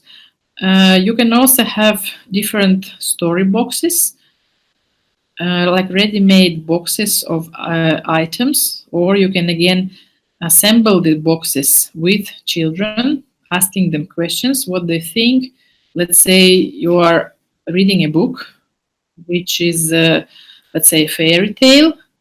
That's maybe Red Riding Hood. Yeah, that is a famous story and popular among children. And then you can think what kind of items we would need in our storybooks. With the help of these items, we could tell or retell actually the whole fairy tale. So this is one way again to use storyboxes. Uh, Another way to, or another example again of active learning, but also multimodal learning, is story massage. And it's an activity or it's an experience that will involve both, or actually many different skills. It will involve, of course, imagination and language, because the starting point for the whole experience is creating a story, but it will also provide the tactile experience, social interaction. It also provides increased engagement, especially for shy and reserved or withdrawn children. It's building the certain atmosphere in your class, in your group, so it kind of helps to create this emotional bond. And of course, it's fine motor skills, because when we will start drawing a story on the back of our friend, with a finger, we use our small muscles, our fine motor skills will get advanced. So story massage idea is about, as I say, first making a story. It's again good to take children into making a story.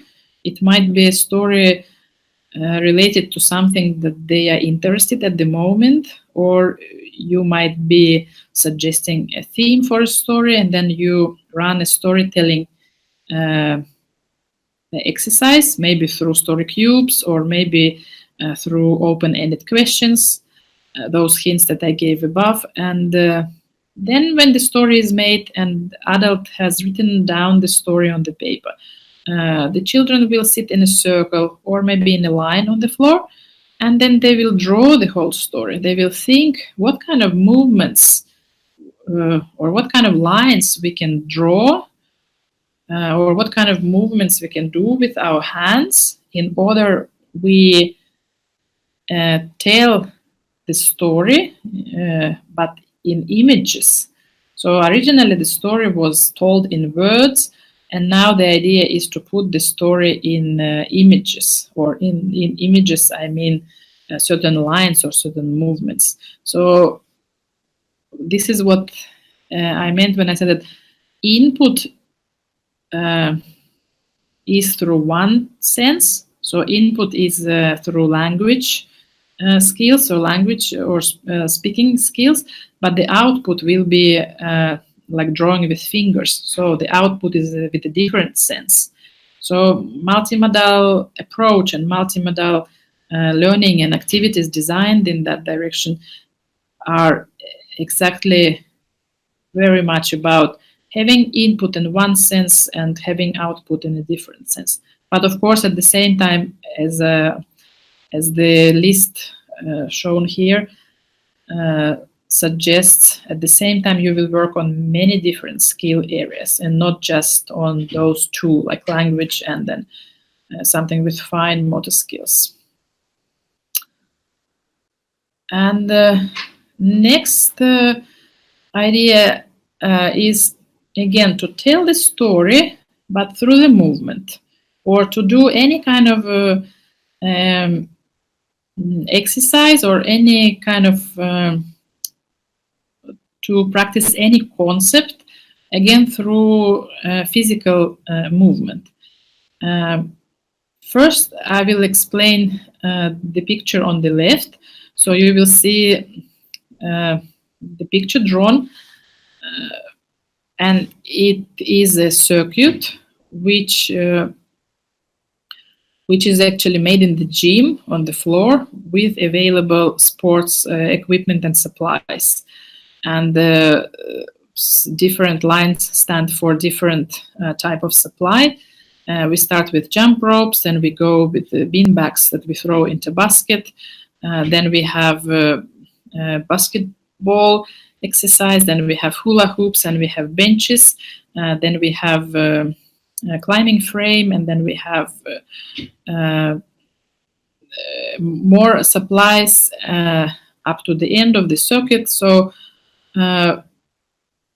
but you again start with the story. So you may design a story, let's say in your classroom, and then you can suggest to children to think how we can tell this story that we made through use of different sports equipment. And then you take them to the gym, or you may take them outdoors and use some, let's say, natural material to tell the story by using different supplies and different equipments or different materials.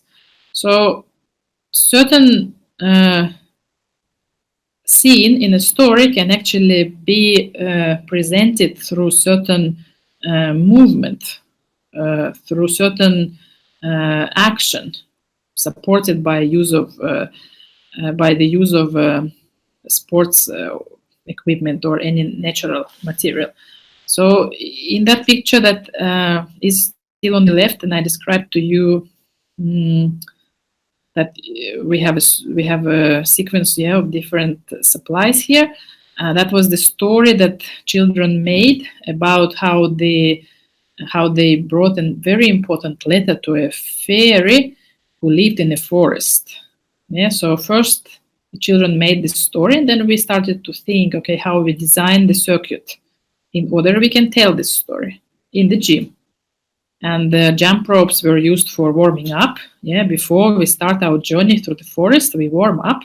So we use jump ropes. Then we have we have to like exercise or like warm up our other parts of the body and throw the bean bags in a basket, because that's how children suggested.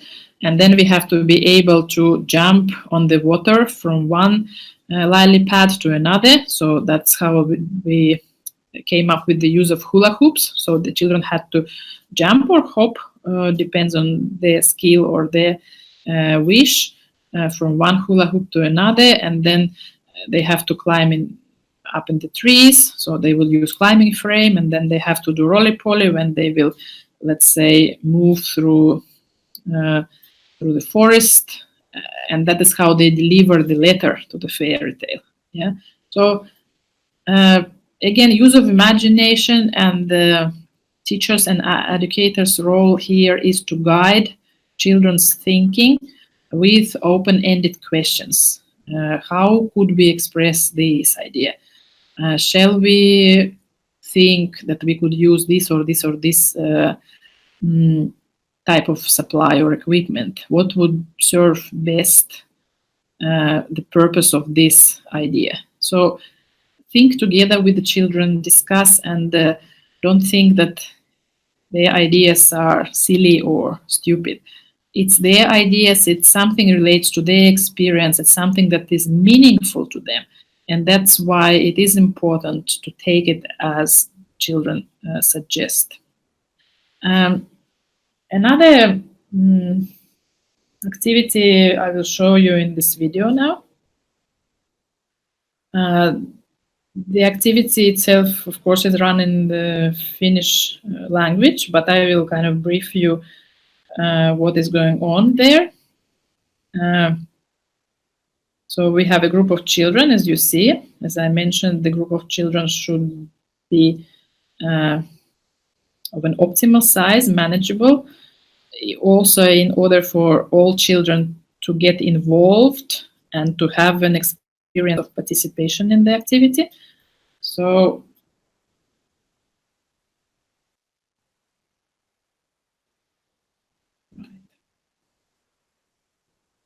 the teacher will start the music, and then she will ask children to run around. And we have 1, 2, 3, 4, 5, 6, 7, 8, 9 children in this group. And then she will instruct them that when the music stops, they have to find something that is green, and they have to step on that green with their 5 toes. So again, it's fun, of course. For children, it should be fun. It's active learning, and if we think that the teacher also uses number, so we practice mathematical concept, 5 toes, and the teacher will walk around the gym now, checking that 5, because she will also ask them that, okay, overall we have 10 toes, but only 5 need to be on the green area. Yeah? And of course, she has laid down the shapes around the gym so that there are several spots of green, so that not all children will rush to the same and the only shape to put their toes on. And then she will again run the music, and then they can again run around and do whatever movement and fun they have. And of course, they love this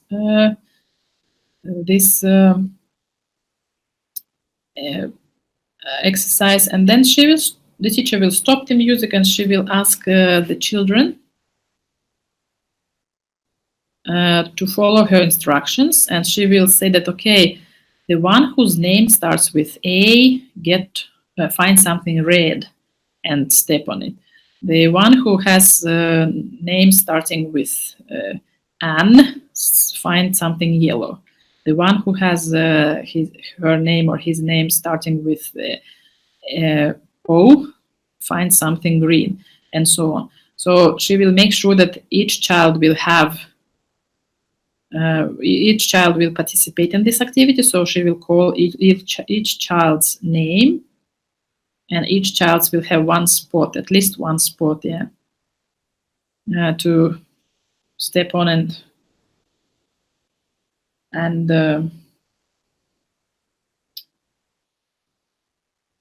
actually, again, the activity involving physical movement, it's active learning, but it's learning because they will work on the concepts of color, on the concepts of shape.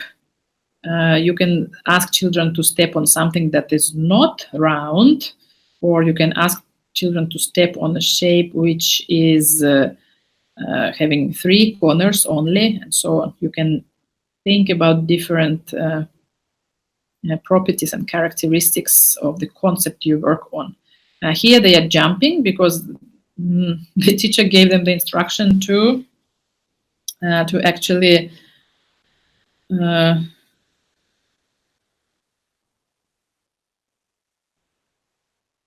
to jump on the shape as many times as there are syllables in their name.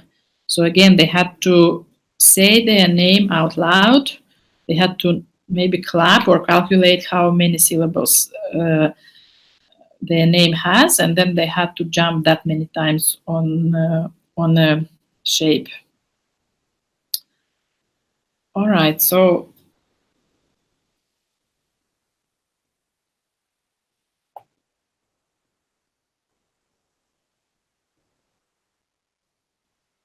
and here is another example. I just checked that I haven't missed anything, right? Here is another example of multimodal learning, which is also active learning, of course, because it involves hands-on experience. And this activity is called painting to music. So this is how you combine actually, again, different senses in one activity, but also different, let's say, subject areas. Yeah, so you combine music and art. So it's just again about creating this environment which would support implementation of this activity. And once environment is set for this activity, the activity itself takes place. So while children are listening to music, you can again ask many open-ended questions. How does the music feel? Can you close your eyes? Do you see any images, what it looks like, what appears in your mind, what characters or maybe what kind of nature scenery comes to your mind when you listen to this music? So what colors you would use to describe this music, and then you switch to actual painting, and you still run the music at the background so the children can still be in that state of mind, uh, driven by the music they hear, and then they use different colors of their choice and start painting the active painting the music accordingly. So again, here we have input. We use one sensory channel. We use ears for listening music, but then the output is a piece of art which we create with colors. So this is a very good example of again combining different senses, but also combining different skill areas in one activity. And we have talked today about use of mobile devices and about digital learning environments. So here is again, here are more examples in that respect again, but again, try to think out of the box and try to be, as a teacher, as an educator, as a parent, try to be creative yourself. Use different devices and different opportunities and different media for producing different stories, or for enabling children to express themselves in many different ways. And of course, you can use different applications which are already available, or you can operate with very basic devices like camera or video camera, do snapshots and discuss with children.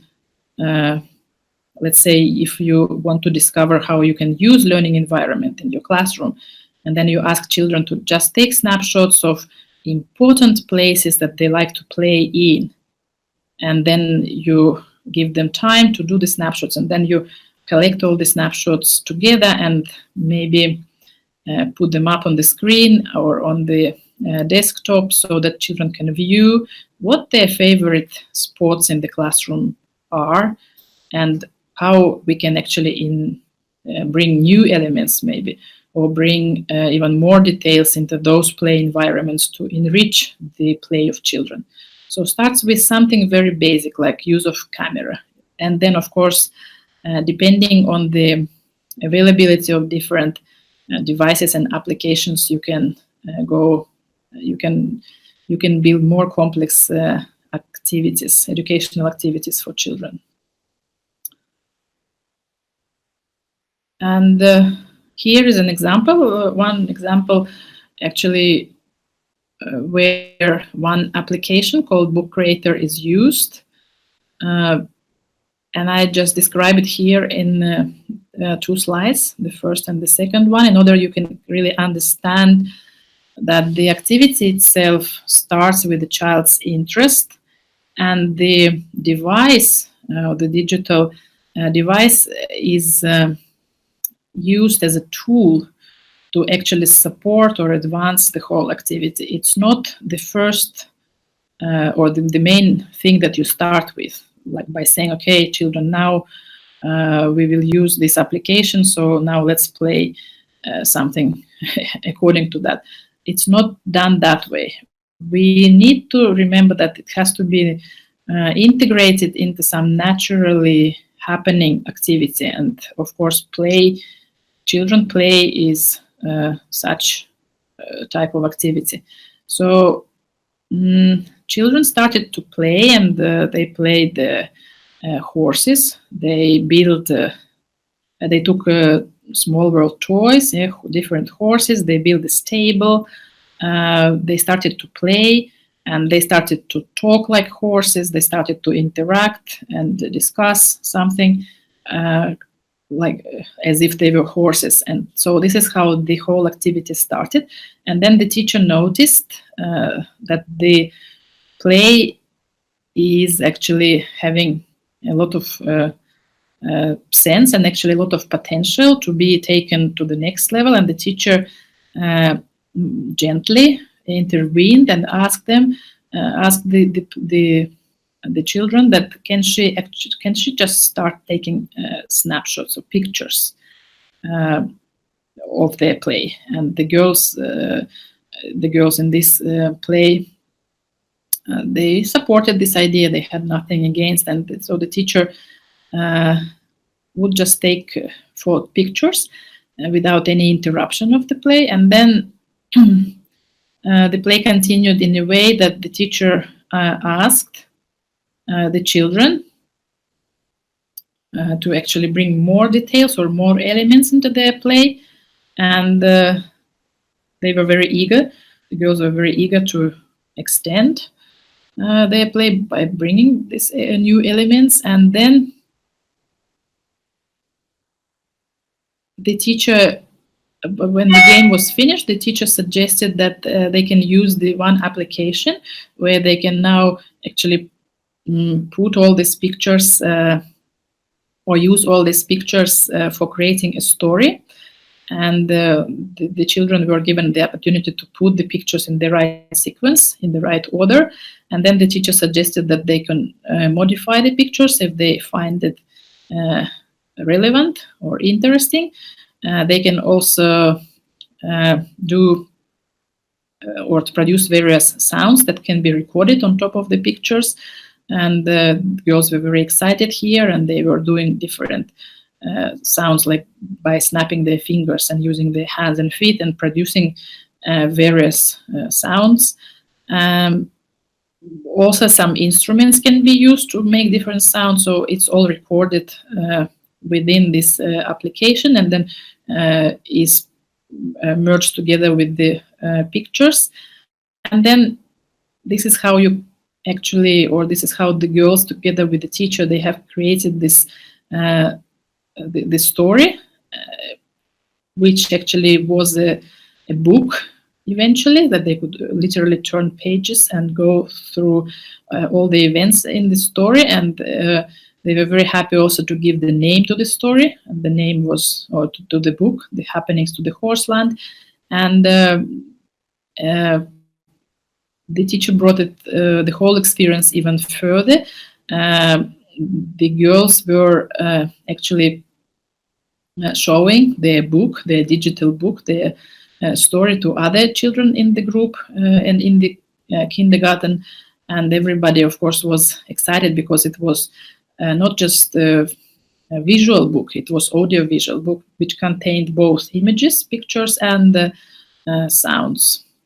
And one more extension that you can still do is that you can actually show this kind of projects to the parents. And this is one way to tell the parents what kind of activities you are doing with children in the kindergarten or in your early childhood education center. And also it will also tell a lot about the skill level of children, about their interests, which is a very important message to the parents.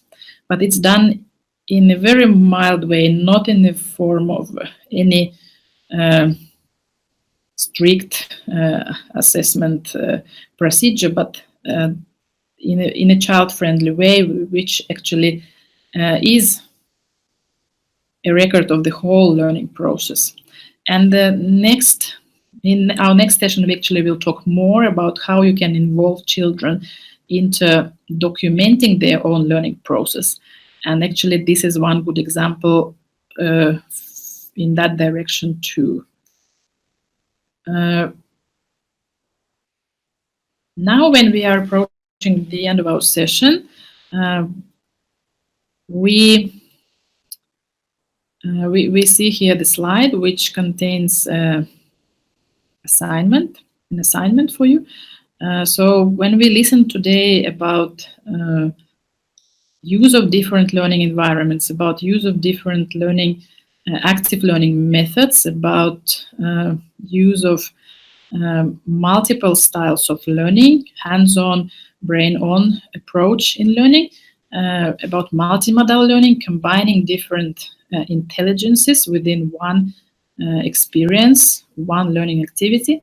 So now when we have discussed all these things, I would like you, of course, to think about your teaching practices and think and reflect whether you already use the elements of this type of practices, whether you already use different learning environments, different active methods, and if you use or if you do not use, still consider what is the difference from in this approach, yeah, as opposed to the more traditional teacher-centered learning approach, and consider how you could maybe use some elements that you got to know today into your teaching practices.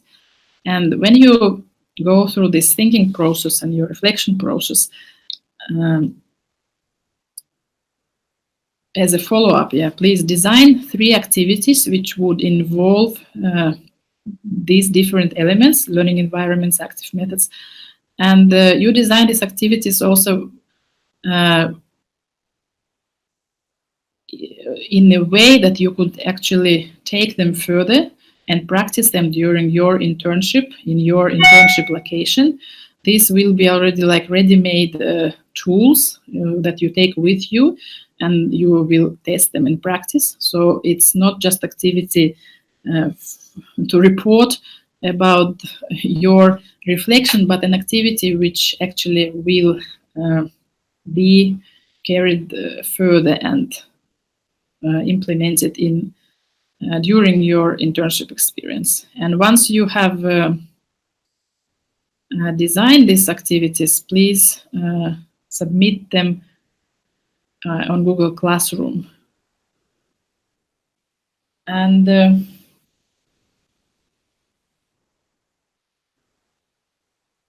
we are finished for today, and thank you very much. And I hope you have learned something new today, and it would be very nice if you share your experiences with us on Google Classroom, and looking forward to the next session. Thank you, and bye-bye.